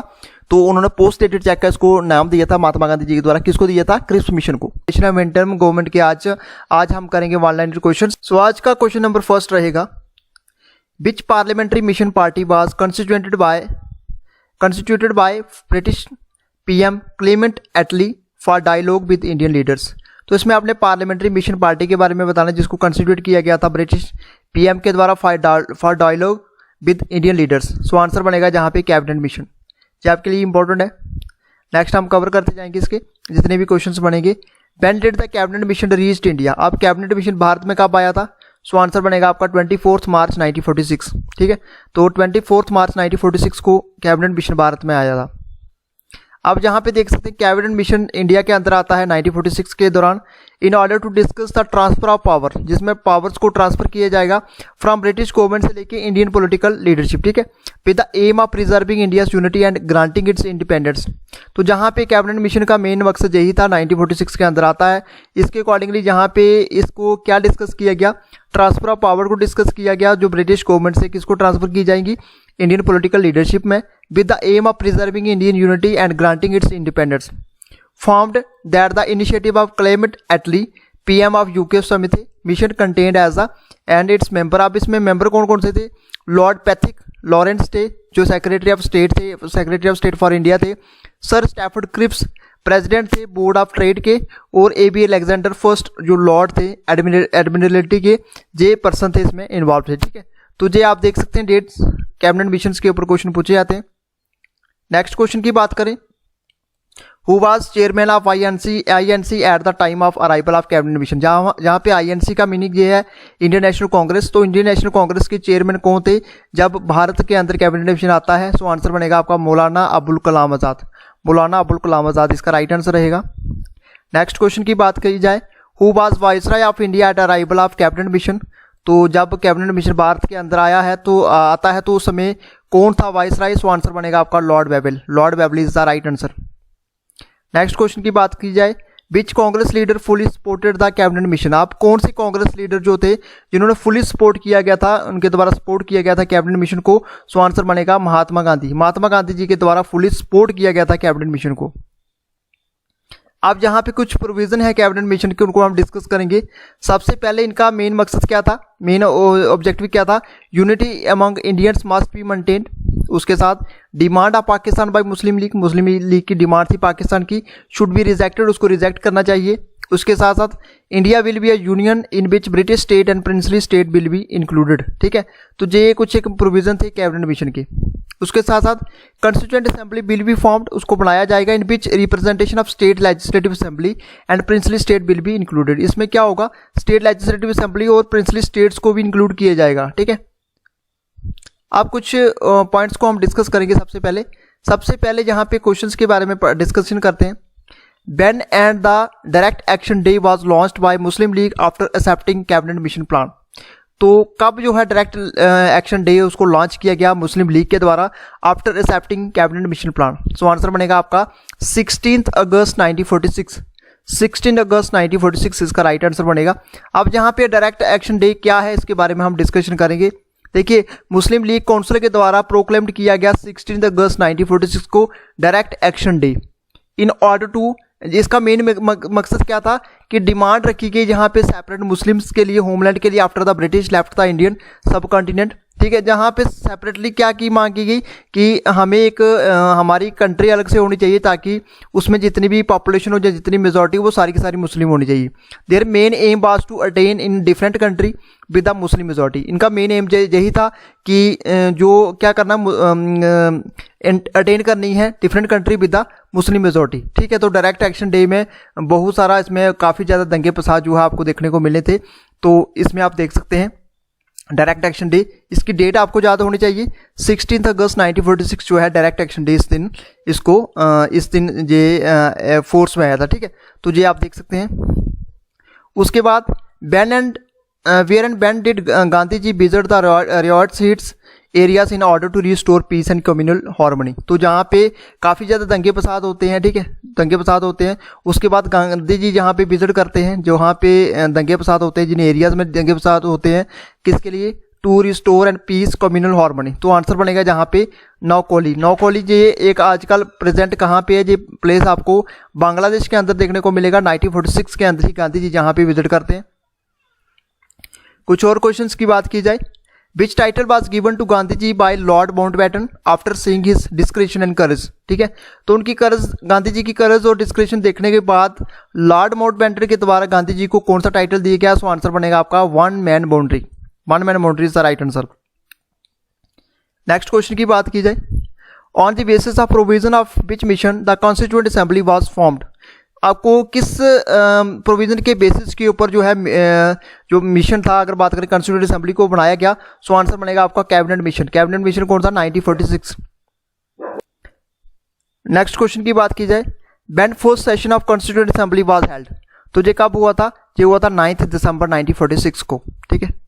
Next question, who was elected as temporary chairman of constituent assembly on 9 December 1946। अब यहाँ पे क्वेश्चन कई बार पूछा जाता है टेम्पररी चेयरमैन कौन थे कॉन्स्टिट्यूएंट असेंबली के, सो आंसर बनेगा आपका डॉक्टर सच्चिदानंद सिन्हा। डॉक्टर सच्चिदानंद सिन्हा जो थे ये टेम्पररी चेयरमैन थे कॉन्स्टिट्यूएंट असेंबली के 9 दिसंबर 1946 को।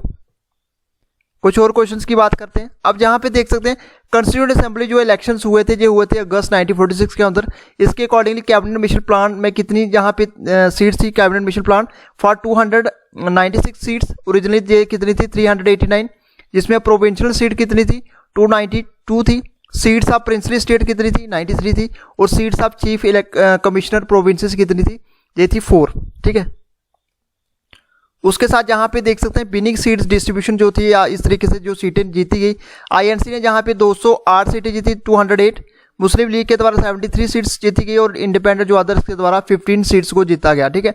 तो इस तरीके से आप देख सकते हैं डिस्ट्रीब्यूशन की गई है, विनिंग सीट्स डिस्ट्रीब्यूशन जी आप देख सकते हैं सारी की सारी। नेक्स्ट भी बात की जाए, Who was elected as permanent chairman of Constituent Assembly after second session of on 11th December 1946।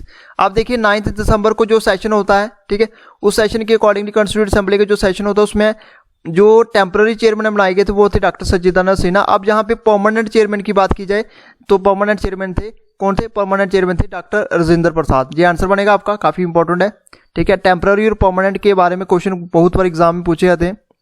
Next बात की जाए, Who was invited to form interim government by Lord Webbel, ठीक है। तो किसके द्वारा इनवाइट किया गया इंटर्म गवर्नमेंट बनाने के लिए बाय लॉर्ड वेबल? किसको इनवाइट किया गया? सॉरी, तो आंसर बनेगा जवाहरलाल नेहरू, ठीक है। Jawaharlal Nehru was invited to form interim government by Lord Webel.